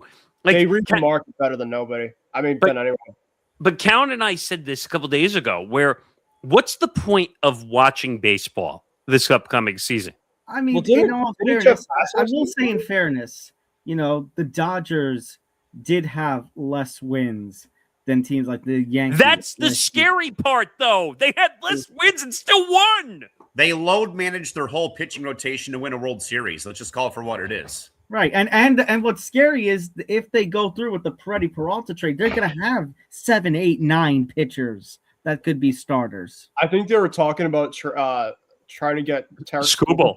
Yes, they were. Yeah. Well, I guess here's my theory out here. Yeah, go ahead, Tom. Here's just my theory out here. Nick, Ben, Cal, all you guys, baseball guys. Do you think that maybe they know the lockout's coming, so they're just saying F it? Yeah, but that's worse because you have money on the payroll. I think. Right. What were we gonna say, Ben? Sorry. No, go ahead. No, but I just think Dodgers spending money left and right. Everybody's mad. Owners mad at one another. Owners want certain caps and the others don't. Floors and don't. We already saw from the 2022 lockout that the players' union itself is kind of fractured. I have no hope for a 2027 season, guys. I don't think the pitch is going. And in about 40 minutes, Tom will walk you through on benchmarks the 1994 baseball strike, where the similar ordeal happened in a way. Nick and I talked a bit, though, too, because we were trying to compare this, though, that the Tucker contract, I think, is worth more than the 3 bottom payrolls in all of Major League Baseball entering this season, which is both teams in Florida, and I think the Athletics, which is no surprise, with the Oaklamento Athletics, as I've been calling them for the entire time they've been the Pirates. The Pirates. And also with Pittsburgh. But, I mean, you guys, you don't have to deal with them 13 times like I do in San Diego. So, I mean, all of y'all are lucky. But at the end of the day, though, at this rate, look, the Dodgers tax bill is, for Tucker alone, is higher than the A's entire payroll this season. It's the most expensive bottle of Blue Label we've got in the lounge. And I hope it bombs out. But you're missing one thing. The Dodgers are run by a hedge fund, not by a person. So with a hedge fund, what's their endless amounts of in a hedge fund? Unlimited. Money. Unlimited money. Well, it all started with Ohtani taking the deferrals. It really did. Because it wasn't him, though. It was the team. No, I know. That was kind of the way of and people were going to tell me, well, any team can do it. I mean, there's some other teams that are kind of starting to follow that trend now. But it's like now, the Dodgers are like, yeah, we have the opportunity to do the deferrals. We're just going to do it. And now they're using it to their advantage with that. Yeah, but how outrageous is it that in the 10 years, technically in the 10 years he plays, he's going to make $20 million. And then I looked it up yesterday, it was 2034 to 2042. he's going to make $680 million. First of all, who needs that type of money? Well, it's Shohei Ohtani we're talking about. Okay, but you're telling me that 200, 300 million is not enough? Like, Well, hopefully, right. hopefully, guys, hopefully MLB survives to the mid 2030s, and then we can see the Dodgers become the worst team in MLB. I think in the next, I'm telling you, it's gonna happen. I think in the next couple of years, you're going to see $1 billion contract out of baseball.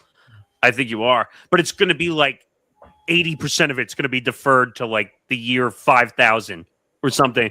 We're not even alive anymore. And it's not going to be a one. And there's a chance it's not going to be to a 1A player like a Soto or Judge or an Ohtani. No. All right, guys, let's stay in baseball. We'll move on to one more topic with the back of the napkin segment. This one actually broke, guys, about 2 hours before we came on the air. But Ryan Presley, longtime former closer, announced he has retired at the age of 37 years old earlier this afternoon. He retires with 117 saves and $75 million in the bank without ever starting a game. Tom, is he the blueprint probably for the most effective career maybe in Major League Baseball history, on top of the fact he's got 2 rings with Houston? He's got two. He's got a ring with. He's got a ring with Houston.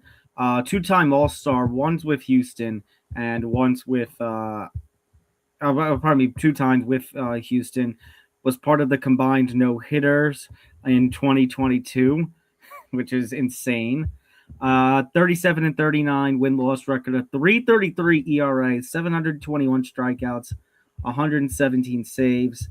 I think Ryan Presley was definitely talented and played a strong role on a team that, like the Houston, I got to give credit to him because, like you said, he painted himself as a blueprint that other relievers who are up and coming in the sport can model themselves after. He's not going to be, he's not going to be the Hall of Famer, but he's going to be maybe Hall of Good. I don't know about very good either. Hall of Good, maybe very good.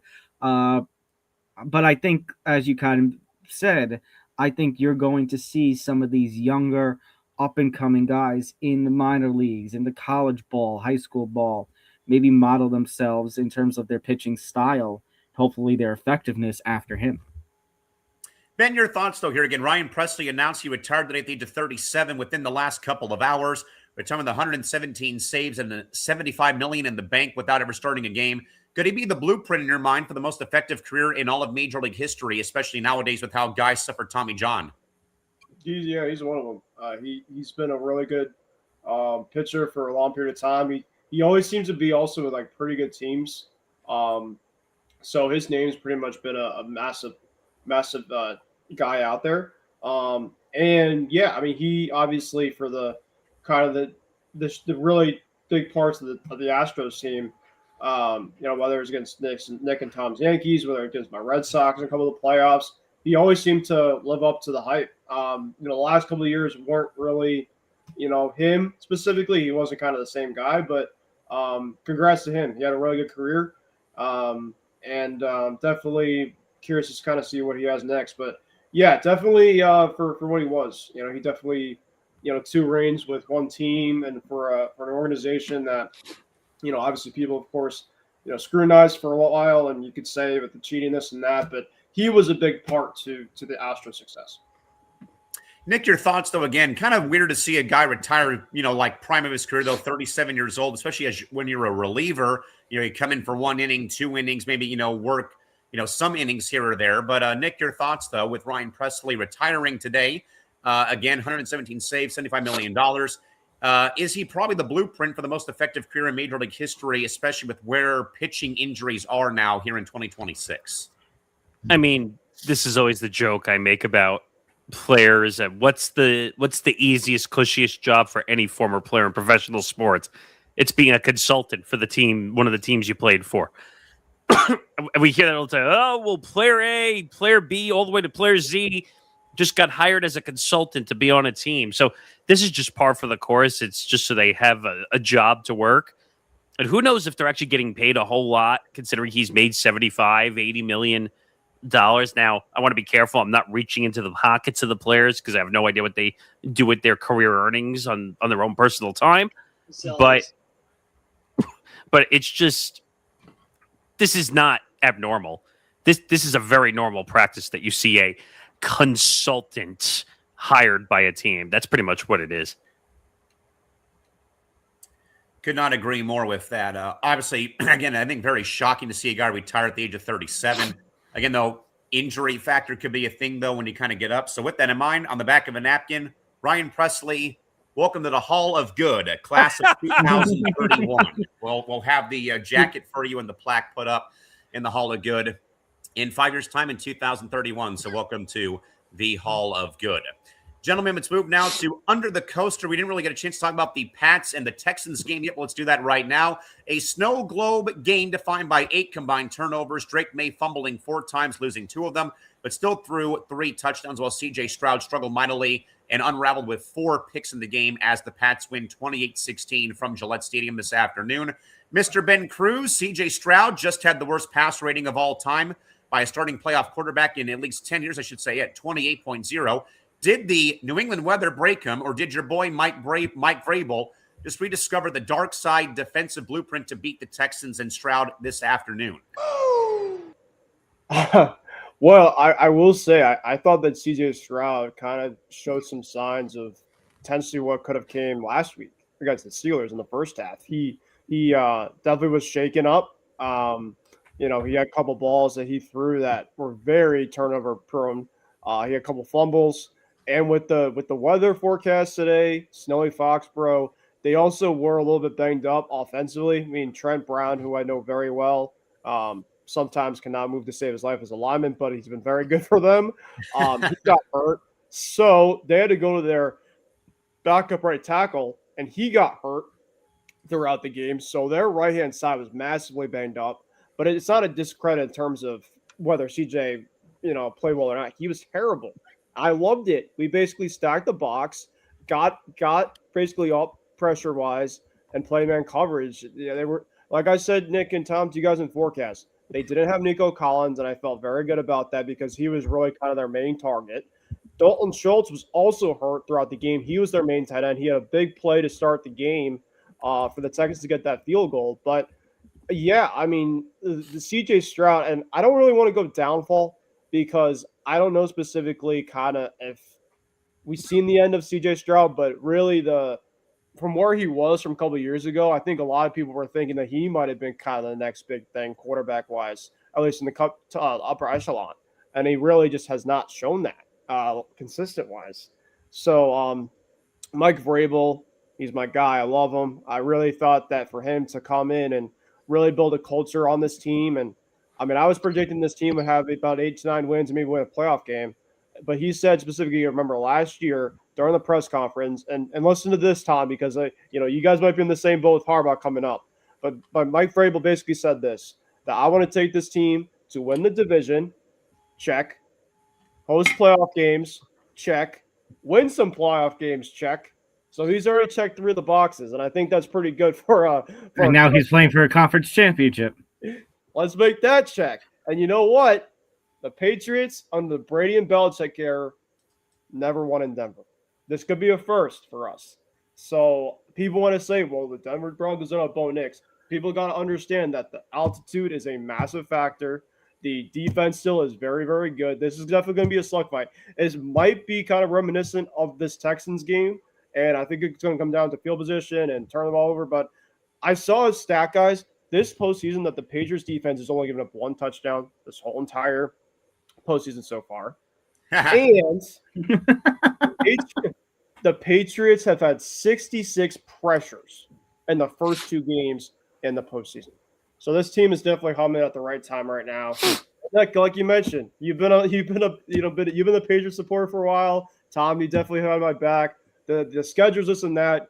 We just beat the best defense in football. I'm happy for the boys. We got to play for the AFC Championship, a chance for the Super Bowl for Championship 7. Let's go. It's funny that Zan just said that in the chat, and I'll put it up again in case people didn't see it. My Super Bowl is still alive somehow. Zan and I have been on the coattails of the Patriots since like week 5 or week 6. Like, fair. Because probably after the Bills game, right? After they won in Buffalo. Yeah, I thought that was a lot of people were thinking. Yeah, that was an incredible game by the Patriots. I think that was in Buffalo, right? That they won on Sunday Night Football. Yep. I saw the tide kind of turning after that game. Like, you just knew Drake May had it in him. When you could go into Buffalo and beat Josh Allen at home, that's a tough place to win, number one. And I think it was really cold and snowing. there was a lot of elements, but FYI, Caleb's 3 interceptions are inexcusable. Rams deserve to win. From a Bears fan. I respect. But what was the game we were talking about again? Oh, Denver or Patriots Texans, right? Yes. So I think the Patriots played really well in the first half, for sure. I would check the boxes off for the first half. Their offense looked great. Second half, they kind of fell off offensively. Defensively, they were great. That's going to win them hopefully the next game, and hopefully if they can get to the Super Bowl, the defense is going to keep them in games. Right. So if the defense just stays the way it is, they will win games. Denver is tough. You were right. Going to the 5,280 feet above sea level is going to be tough. Yeah.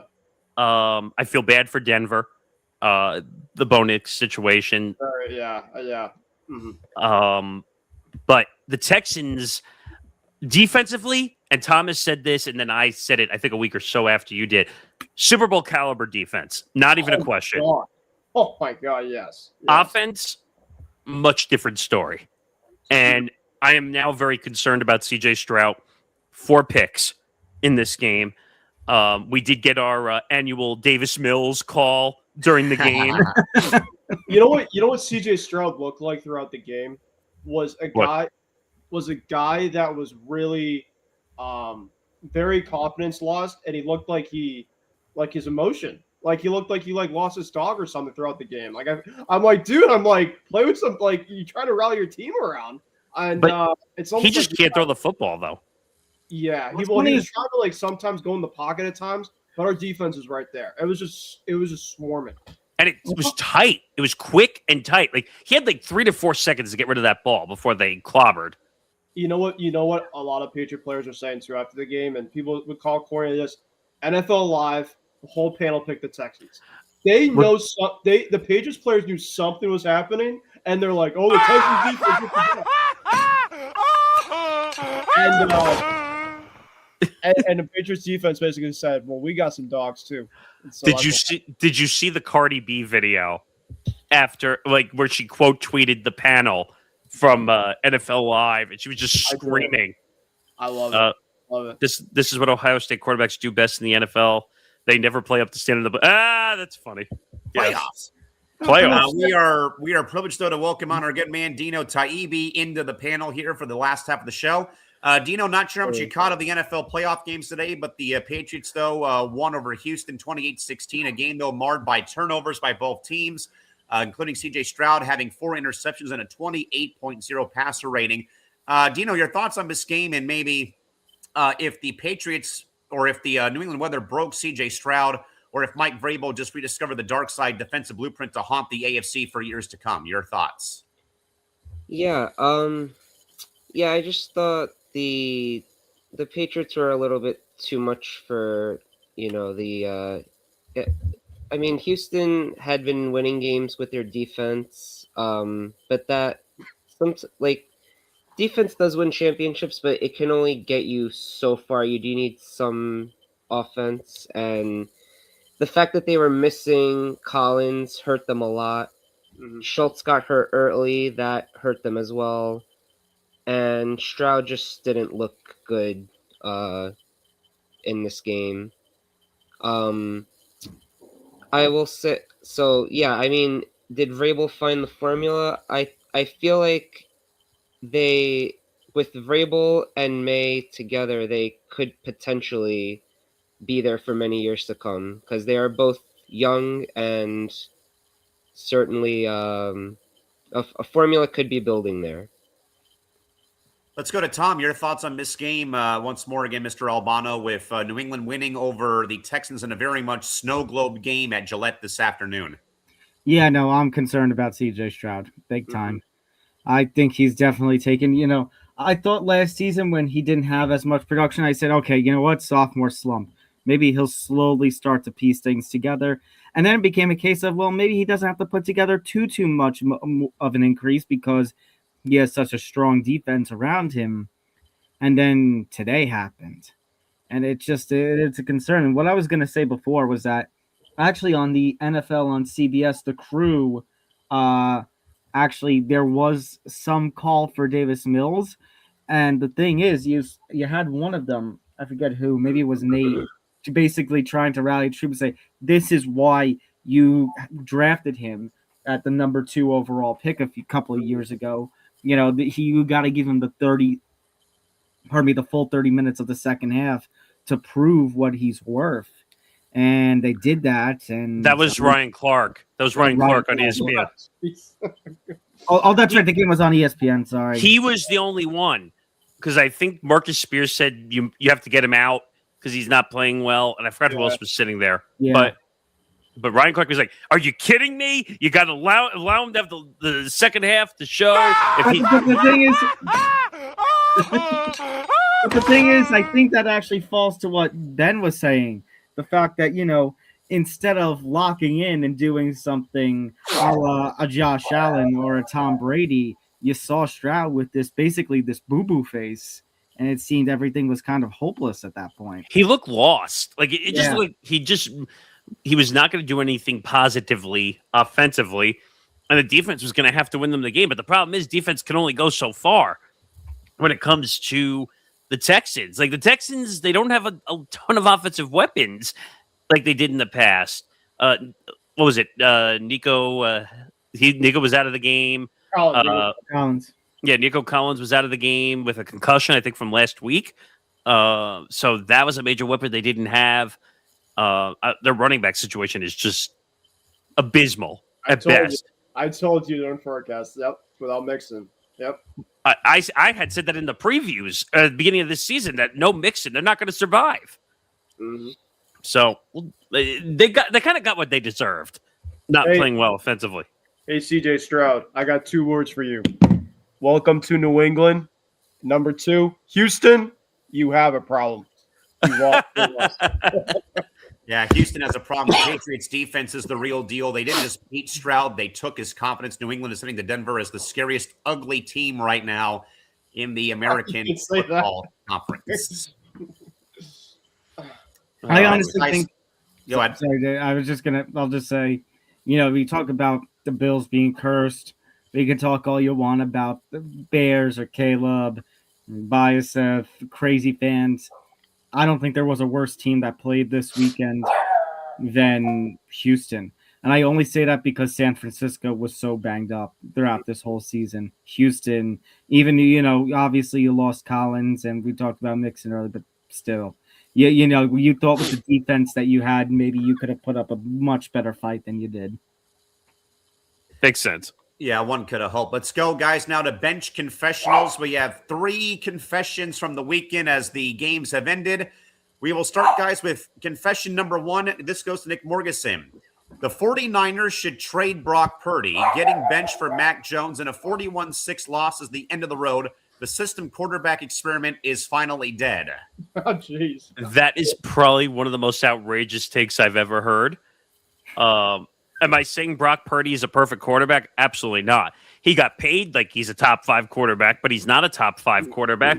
He's lucky if he's a top 10 quarterback, the way he fits in. If everyone remembers, Mr. Irrelevant from the year he was drafted. But I think they just got to get healthy. That's more the issue with the Niners. Now, like I said earlier, do I trust George Kittle to be healthy and be that top weapon that they need? No. It's his 3rd straight season. He got hurt. And a season-ending injury. CMC is getting older by the year. How much longer do you think you're going to have CMC at peak CMC anymore? If he has to do all the work offensively, everyone gets hurt. And also, Brandon Ayuk. Yeah, I keep bringing this up because he screwed the entire team over completely. Because if he fits in there, Kittle is not doing as much as he is. And maybe he does. And now, I'm not saying he would have gotten hurt. That's a fallacy of a predetermined outcome if you don't know whether he's going to get hurt. But it's a completely outrageous take. All right, Ben, your thoughts on this first bench confessional. The Niners should trade Brock Purdy. Getting benched for Mac Jones and a 41-6 playoff loss is the end of the road. We are done with this system quarterback experiment. Your thoughts? Yeah, I think, like Nicky mentioned, I think Brock Purdy needs to have all his guys healthy to kind of just tell myself, before I go anything crazier, George Kittle wasn't 100%. Brandon Ayuk, will he ever come back to that offense? Because when he does, he's actually pretty good. I doubt he's going to come back. And Ricky Pearsall, folks. Ricky Pearsall is one guy at X Factor that had really good rapport with Brock throughout this season. I like Mac. I really have done, but Brock is really just kind of their guy. He has to be their guy long term. Whether, of course, you want to say he's a system guy or not. There's guys that are going to be like that throughout the league. It's system quarterbacks. It's just going to happen. And he embodies it. He plays well with it. And yeah, so I think that, I think Seattle's obviously a really tough team. They wasn't their day, but I think it's very premature to all of a sudden just go off the script there. I think there's something still good there. What do you think, Tom? I think it's absolutely ridiculous. I think that take is absolutely absurd. You're talking about a team who has been injured practically all season. You're talking about a team that, in spite of that, found themselves one win away from being the number one seed in the NFC. I'm sorry. Absolutely ridiculous. Brock Purdy, you can say all you want about him. You can call him a system quarterback. You can talk about, the fact that he was Mr. Irrelevant. You can call him overrated. You can call him overpaid. But you know what?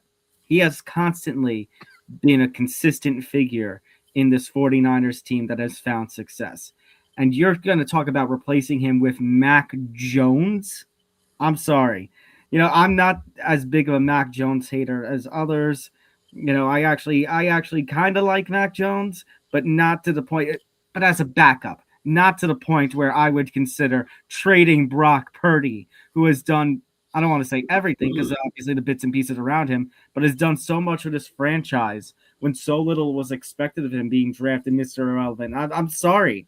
That's utterly ridiculous. Why don't we just get Bailey Zappi while we're at it? If I came across that take on social media, that's something I would easily scroll past. I'm like, that's not even worthy of a response. Dino, your thoughts?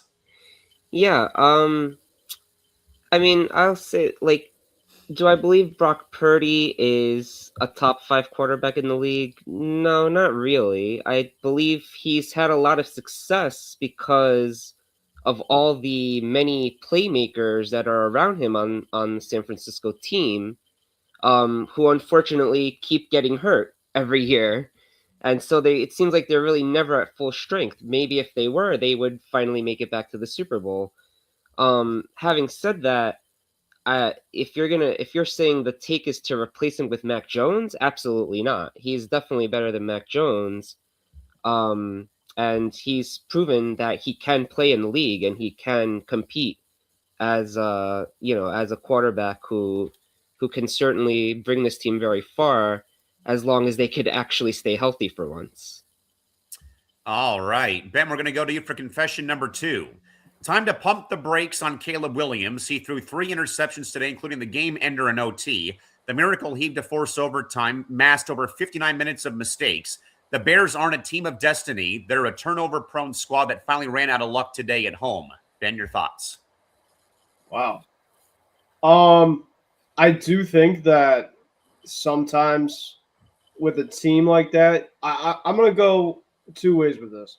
I think that some of the luck that the Bears had, you got to give them more credit as due. But there is a caveat to the fact is the Bears, a lot of this season, won their games by this type of formula. And eventually that type of formula is not going to be consistent for the long term. So I give credit where credit's due with Caleb. I do like Caleb. I think that him and Ben Johnson have a good thing going. But they had to find a way to win these type of crazy ass games. And sometimes in this league, you have to have a balance on both sides of things to have very good overall type of wins. Because wild wins left and right, it's not going to be successful. It's just not. You're going to have to find a way to have that balance. And, eventually their luck did run out today. They ran into a better overall team in terms of the quarterback. The 3 interceptions today Caleb had, that's just one thing about Caleb I've always had a knock on with him, is he tends to, when you want to go crazy, rolls outs left and right. It's awesome when it's going well, which of course you obviously see with them, of course, that last play they had to win to tie the game. But it's also susceptible to coverages, defensive coverages, kind of reading kind of what he does, and just some of the mistakes that he threw. I mean, the mistake that he threw in overtime, it's a critical part of the game. I just sometimes think with Caleb, and I think, Nick, you would love this, it's a roller coaster. You don't know specifically if you're going up the hill with him or down the hill with him.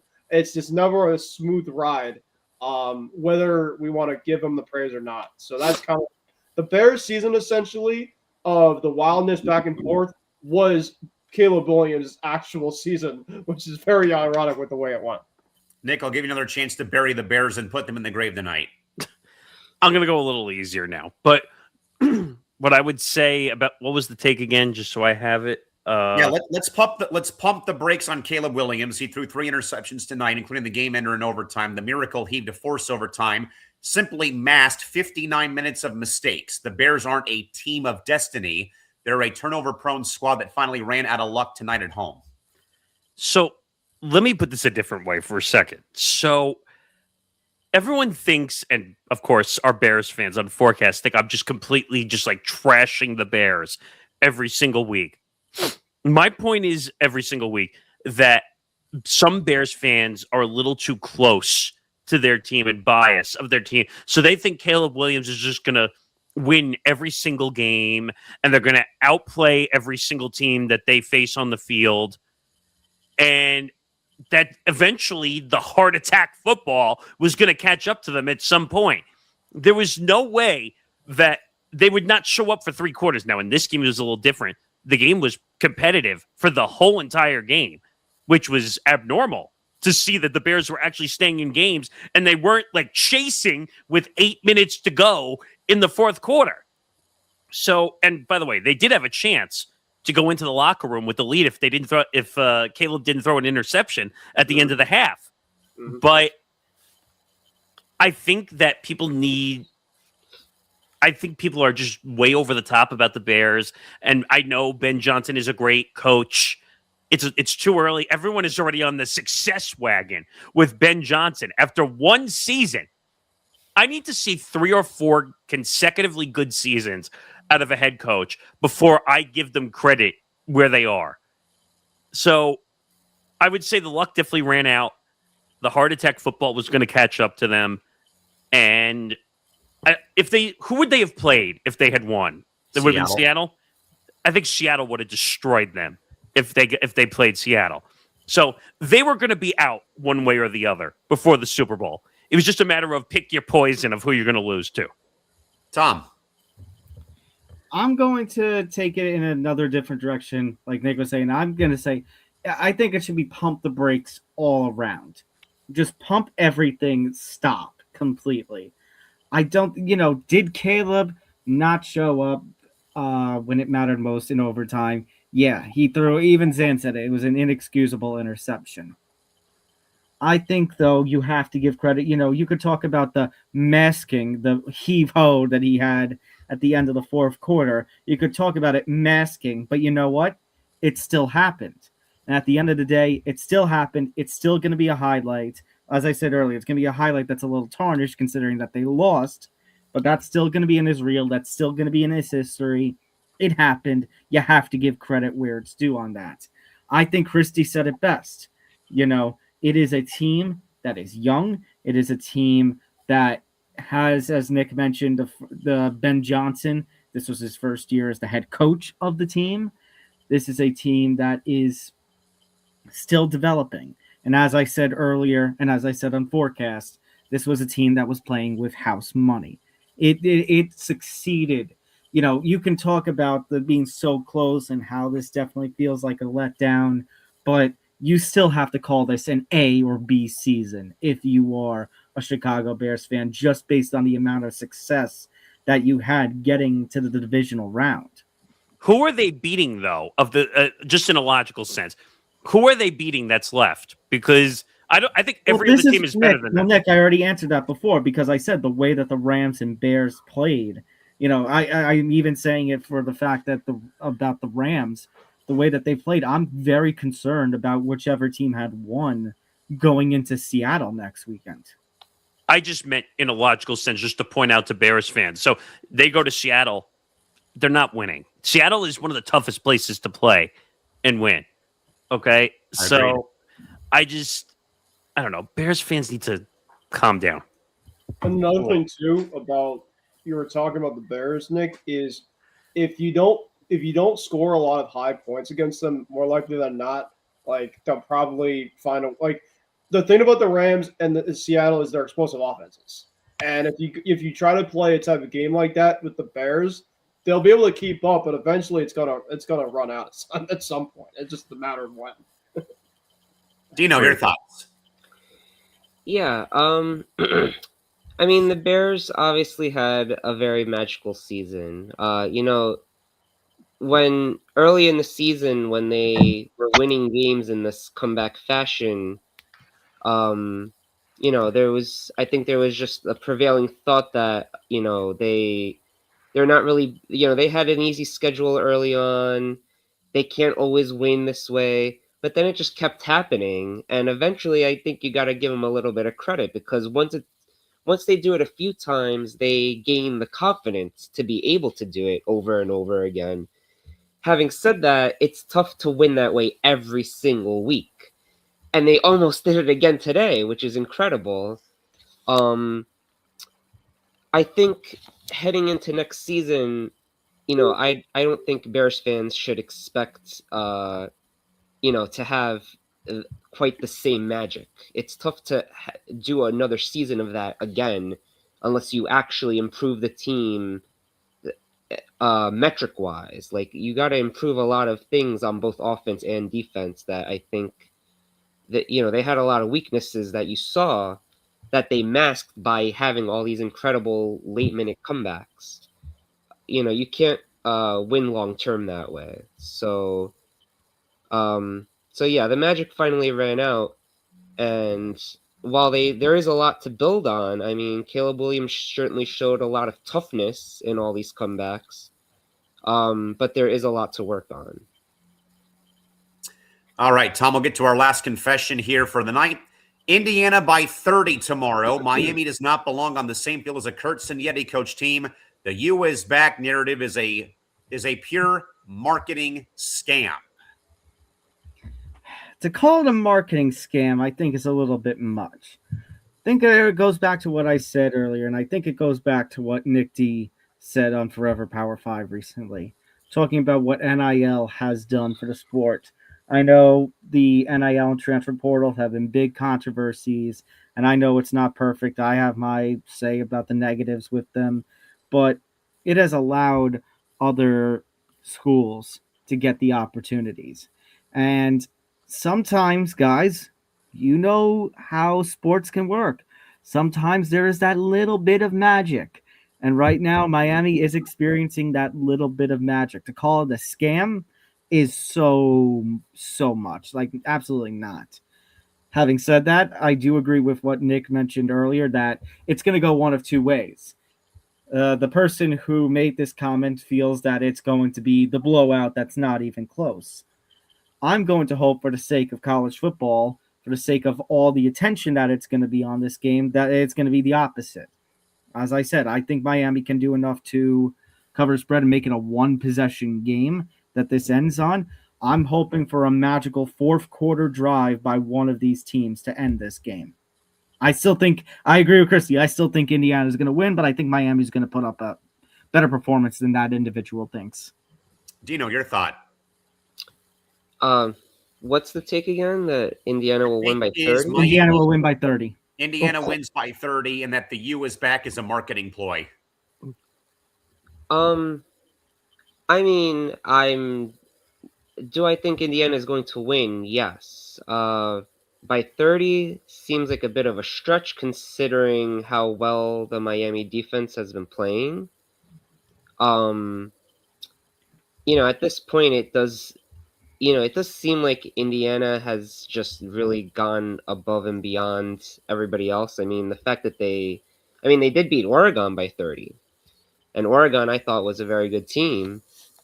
So it's certainly not out of the realm of possibility that it could happen. I don't think it will. Let's not forget Miami, before they had a couple of bad losses, were the number 2 ranked team in the country for most of the season. So if they, and right now it seems like they are playing at that level. So it certainly could be a close game tomorrow. Indiana will most likely win. But I could see it being more in the 7-10 range. Nick Morgeson, your thoughts? Hoosiers by 30. It's a ridiculous take by every way, shape, or form. Are they going to win? And are they going to win aggressively? Yes, but they're not going to win by 30. That's ridiculous. I mean, don't get me wrong. Like, Miami has some good defensive standard, but the Indiana offense has just been unbearable to every other defense around the country this year. And Mendoza, I think, is going to totally destroy Miami's defense, but it's not going to be by 30. Like, it's like I said, it's either going to be very, very competitive for the entire game, or you're going to see Indiana come out and score like 3 or 4 touchdowns in the first quarter, and then it's just going to become an incredibly difficult watch after that. And people are just going to tune out, and the ratings are going to bomb after the first quarter.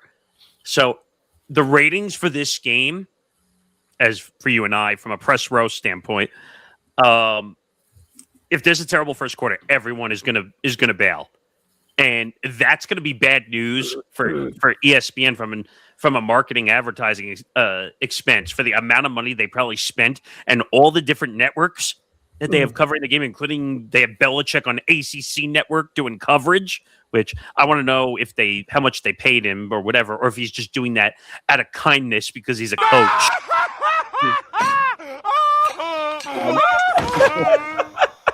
Do it. On the hoodie. Yes. Love it. Oh my God, I like it. Hey, Bill, your thoughts on being on the ACC network? It's a job. How would you describe the culture surrounding this football team?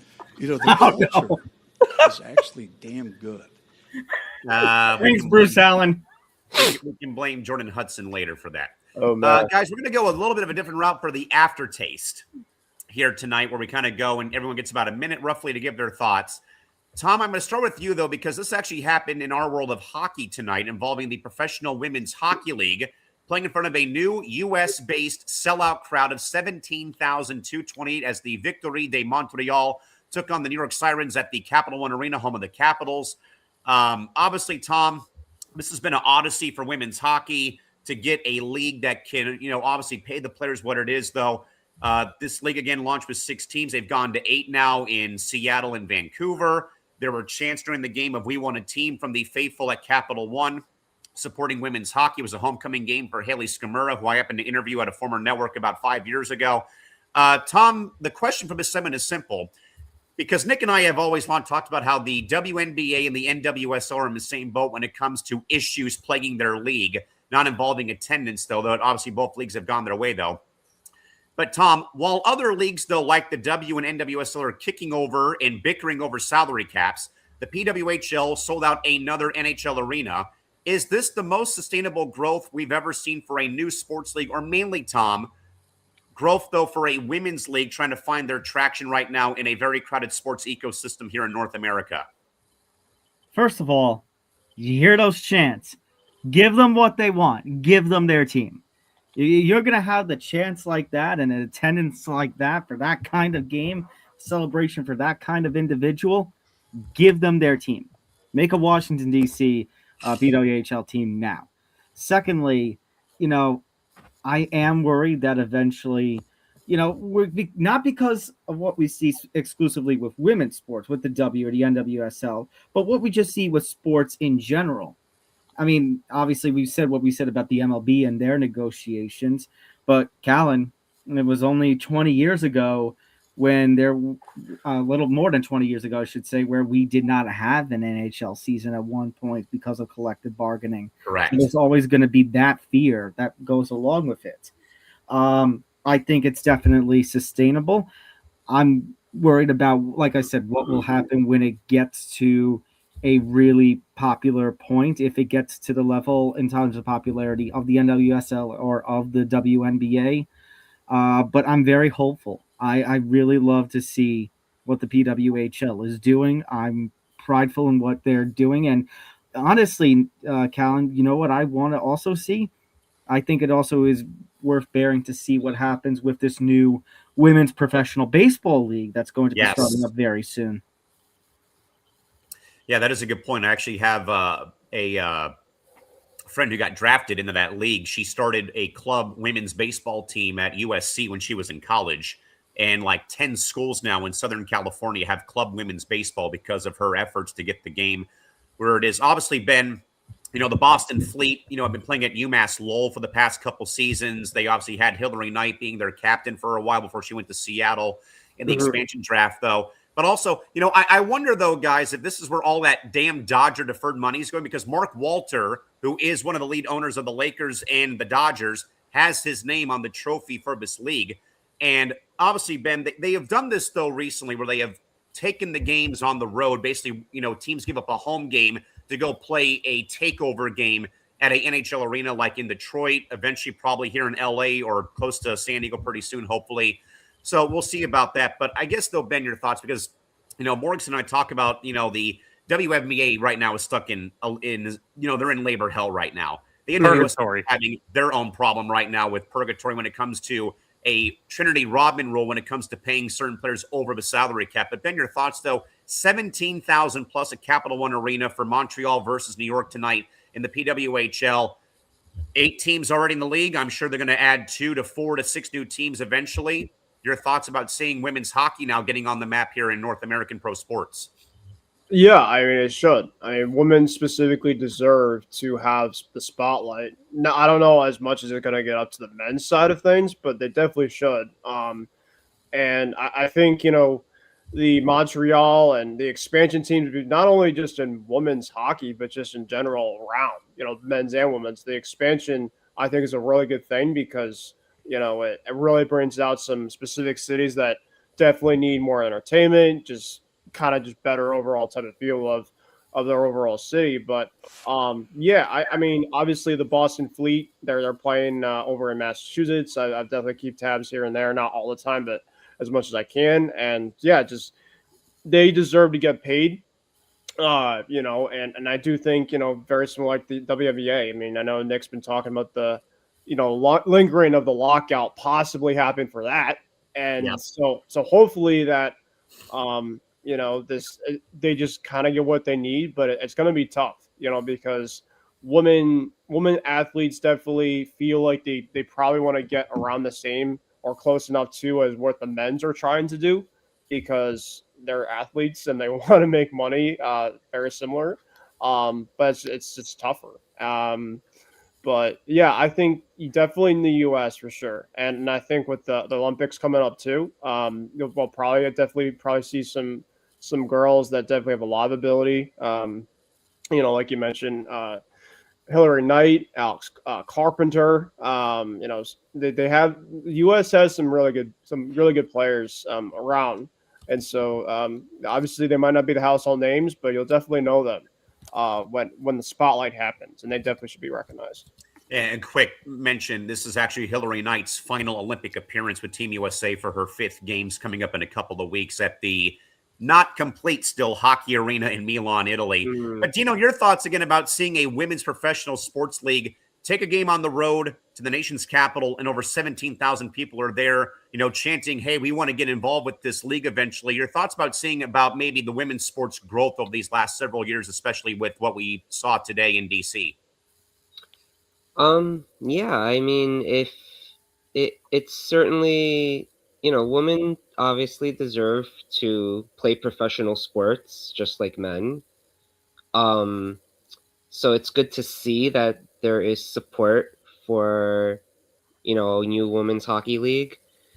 I mean, in terms of like, if you're saying like, in terms of them getting paid equally, they deserve to be paid equally. I don't think it's ever going to happen because just not as many people watch, and they're just not going to get the same level of advertising and marketing and all that.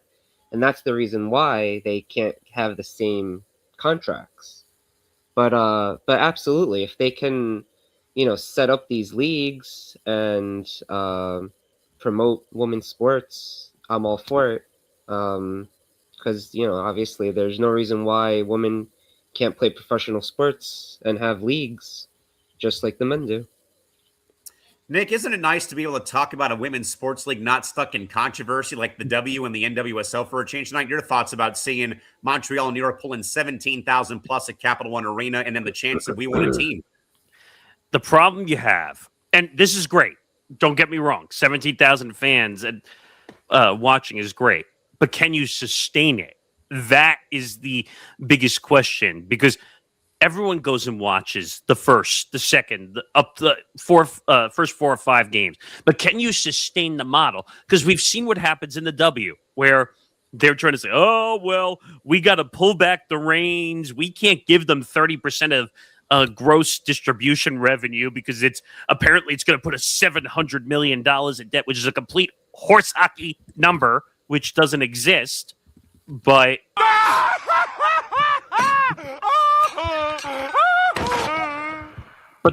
to go back to the Rodman rule, which you brought up, it's an absurd rule, and we're seeing this across all women's sports. So why is it in women's sports that we have to make restrictions on salaries? But I said last week on Press Row. But in men's sports, we could just keep raising and raising and raising the salaries, and we defer money and basically circumvent salary caps just because we want to give guys more money. But on the women's side, aspiration. Well, yes, but on the women's side, we made the Rodman rule because she got and here's the more effed up part about the Rodman rule: the owner gave her the offer of $1 million a year.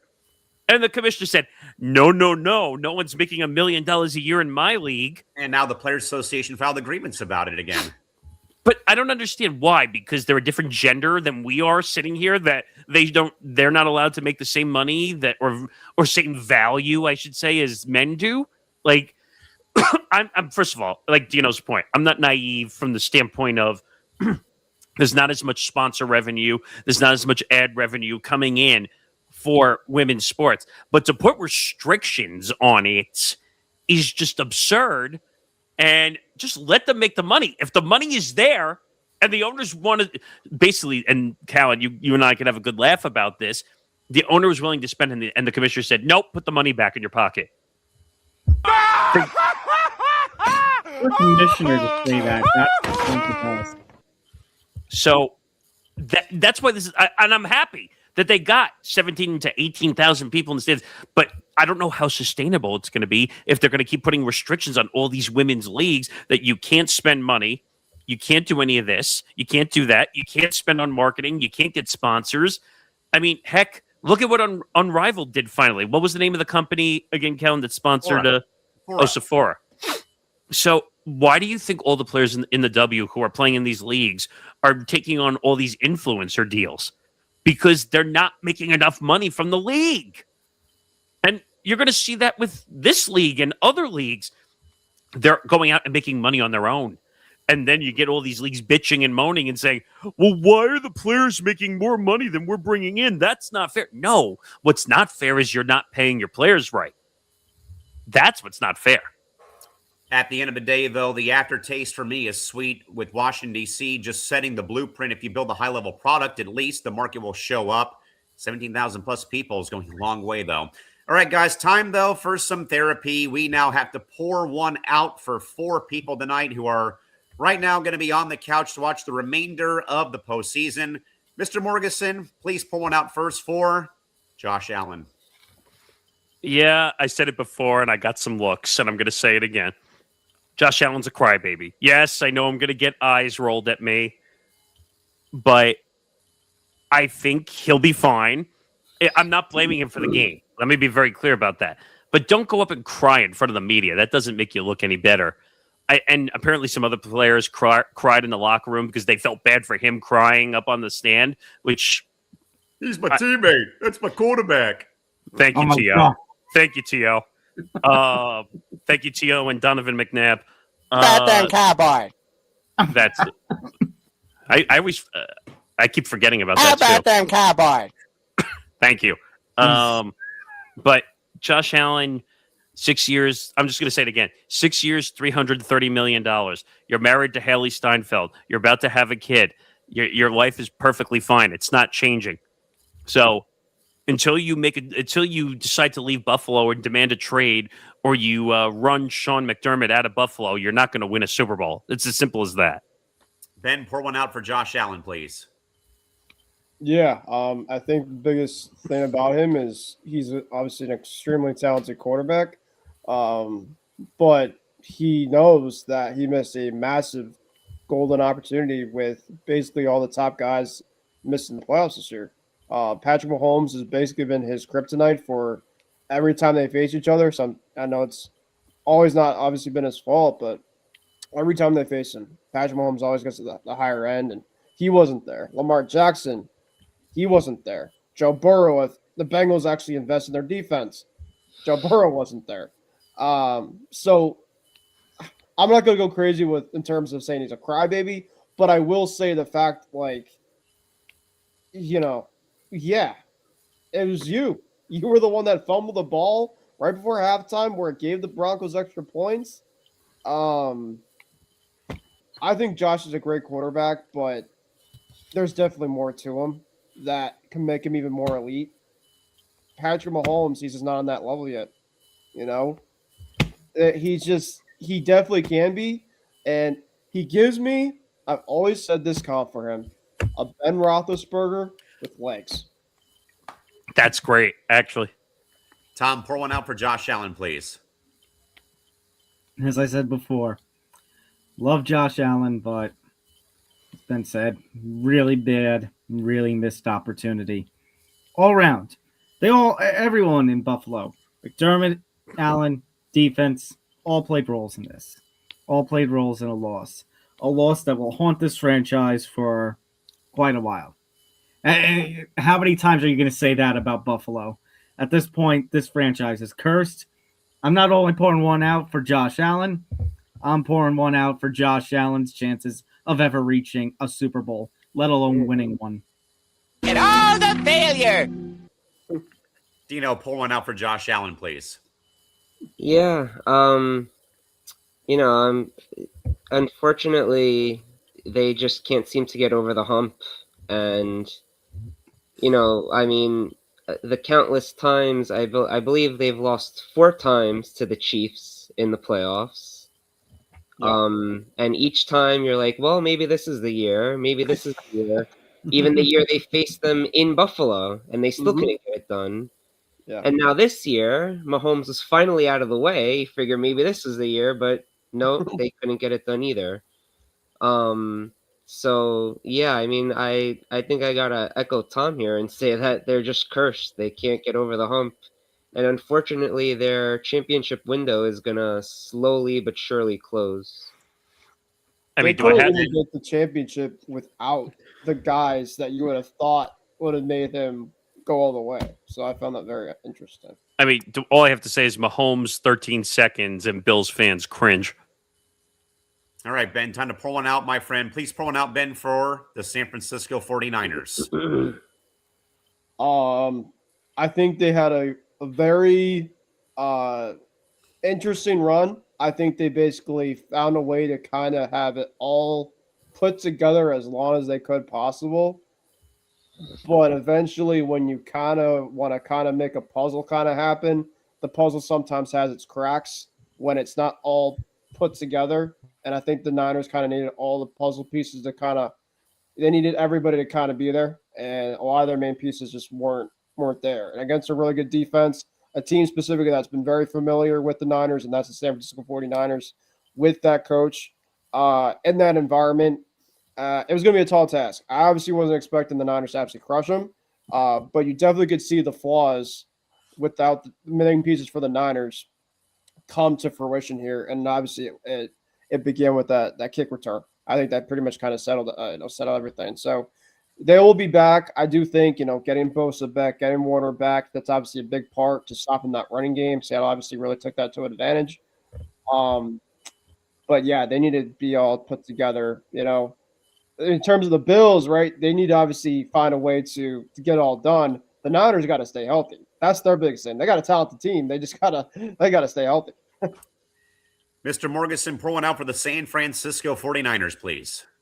I mean, I guess one word that comes to mind is beatdown right off the bat. Like I said, injuries did them in. George Kittle can't stay healthy. Excuse me. 3 straight years in a row. But Shanahan deserves Coach of the Year votes because he does more with injury-prone rosters than anybody in the NFL. But at the same time, who's beating Seattle right now? No one's beating Seattle right now currently as they're constructed. As long as Darnold is healthy, and that's a big if with the oblique situation, but he's got to be playing the rest of the way. There's no way that they're taking chances. And as long as JSN is healthy and they can get their running back situation all healthy, they're going to go a long way. They're probably going to make the Super Bowl the way this is going at this rate. I mean, what are you talking about? They're going to win it because we had to elect a new pope. Every year there's been a new pope, they win the Super Bowl. That's a fair point. True. Oh, jeez. But in the long run, the 49ers and Shanahan deserves a lot more credit than people probably give him. All right, Tom, pour one out for the San Francisco 49ers after their 41-6 loss to the Seahawks on Saturday from Lumen Field. I've called them the Walking Dead because of the amount of injuries that they've had, and they just continue to walk on through and continue to find success and win games. But you know what? The Walking Dead and all these other zombie movies, zombie TV shows, zombie media. I even think of Zombieland, or was it Dawn of the Dead back in the day? When you can still stop a zombie when you shoot it at the head. And unfortunately, one of these injuries just happened to be too much. And that bullet that went into the head of the zombie was the Seattle Seahawks. And just the amount of just the way that team played, the amount of points they won by, the domination in both Week 18 and the Divisional Round. And you think about Seattle basically spoiling, kind of ruining in a way, Los Angeles this season, when I think it was either Week 14 or Week 15. I think it was Week 15, beating LA in comeback fashion on Thursday Night Football to take the momentum of the division. Yeah, it basically feels like Seattle is inevitably going to be. I shouldn't say inevitably. I mean, I even said the Rams weeks ago were the number one, and they were my pick when the playoff bracket first came out. But it's just hard to get behind the Rams when Seattle is playing so good. It was hard to get behind San Francisco this week when Seattle was playing so good. Dino, pour one out for the 49ers. Yeah, for them, it's just, it's also kind of a similar case to Buffalo, I guess, where they can't really win the big one, it seems. Although they did at least make the Super Bowl a couple years ago against the Chiefs. But I mean, they have a very good collection of playmakers on the team. Between CMC and George Kittle, Jawan Jennings is not bad, and Purdy obviously plays well enough to make it all work. Unfortunately, as we've said, they just can't all seem to be healthy at the same time. And not to mention all the pieces they were missing on defense. Missing Bosa and Werner on defense was huge, and the fact that they actually made it as far as they did is a testament to, I would say, Kyle Shanahan and his coaching. But unfortunately, that can only, they were only going to make it so far, and eventually they just ran into a bulldozer in Seattle. So that's the end of their season. All right, Tom, last one for Pour One Out. Tom, pour one out for Bo Nix. I was waiting for this one. Oh, my God. If there's one person, one individual I feel terrible for, even more than Josh Allen this week, it is Bo Nix. The second to last play of the game. Literally, if that defender from Buffalo does not run into the leg of Bo Nix, if it's anywhere else, or he just doesn't touch him, if you miss him by a centimeter, Denver is going to have. Denver ends up winning this game. There is no chaos in the post game where Sean Payton has to admit about the fractured ankle. And then, Ben, you would have been in for a lot rougher of competition than your team is in next week.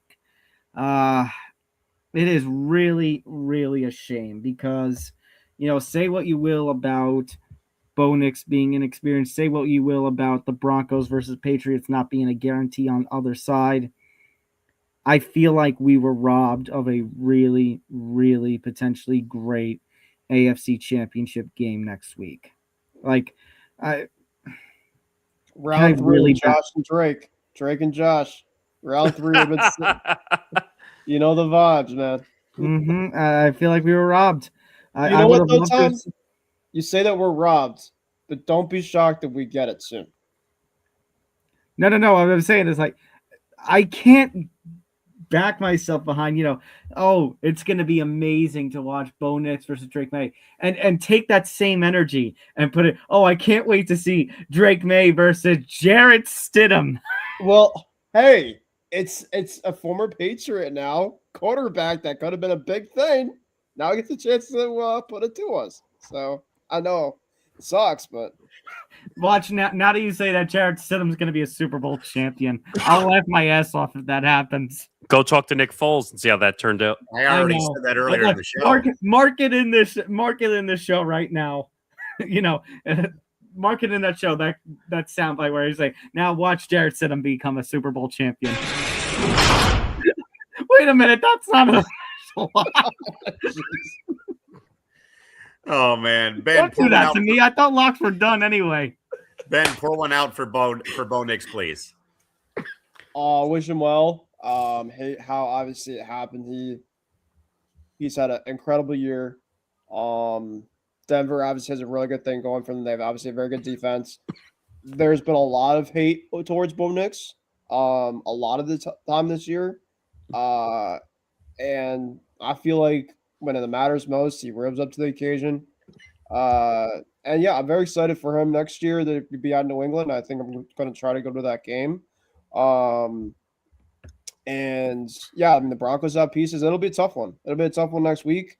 I think that the Broncos, rally around him. I think that's the biggest thing. Those players have the belief in him, and I think that's big to have, for that team. And Sean Payton and Bo Nix have a very good repertoire. They seem to obviously kind of get things done. I mean, heck, the Broncos needed to have that touchdown to go ahead to Mims at the end of that fourth quarter.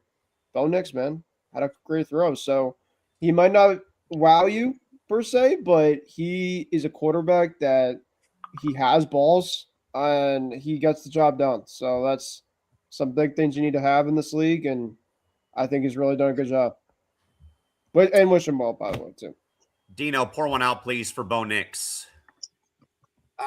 Yeah, I mean, it's just a very unfortunate situation, for the fact that he, obviously he led his team to victory, and then to just somehow, break your ankle on the second to last play. And they didn't even realize it till after the game, I guess, because, nothing was said till after the game. So I'm sure it was just very shocking to his teammates. Off the high of winning a game in overtime to make it to the AFC Championship, and then you find out that your starting quarterback is not going to be playing. It's just obviously very unfortunate for him. It's going to be interesting to see how the team rallies and tries to, win the game, win the biggest game of their lives and they will be at home at least, so that will help. But it's going to be very tough for them to win that game. Nick Morgeson, pour one out for Bo Nix. Well, before I do that, can I do an honorary pour out? Just what I just sent you. Sure. So I'm going to do an honorary pour out for FanDuel because 2 hours ago they thought it was a good idea to tweet out, and it's a picture of Caleb Williams, and it's a banner that said Chicago Bears won their Super Bowl, and it says Bears 31, Packers 27. And they wrote, hang the banner, the Bears still won their Super Bowl. God. Are you kidding me? Wait a minute. I didn't realize that FanDuel was a biased Bears fan. Jeez.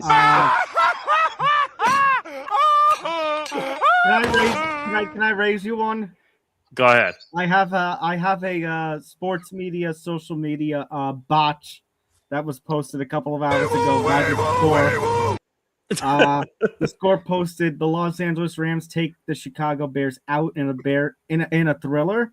At the end of the Bears Rams game. Unfortunately, the graphic that they posted, it's a little tough to see. Oh God, I got to play around with this. Let's see. Yeah, it's too bright. It is a human-like bear with the Bears doing the Super Bowl shuffle on a ram. Like they put the graphic up that they have prepared for the Bears winning, even though the text they actually say that the Rams won. But I just thought that was funny. That I didn't realize that FanDuel was a biased Bears fan. I didn't realize that. Anyway, Bo Nix. Like I said. Are you done? Yes. Okay. So Bo Nix. I feel bad for Bo Nix. Obviously, that's like Tom said, if that's any like 1 inch to the left or to the right or any other direction. Now, I'm not saying that could have been on the way to an injury and we don't know it either.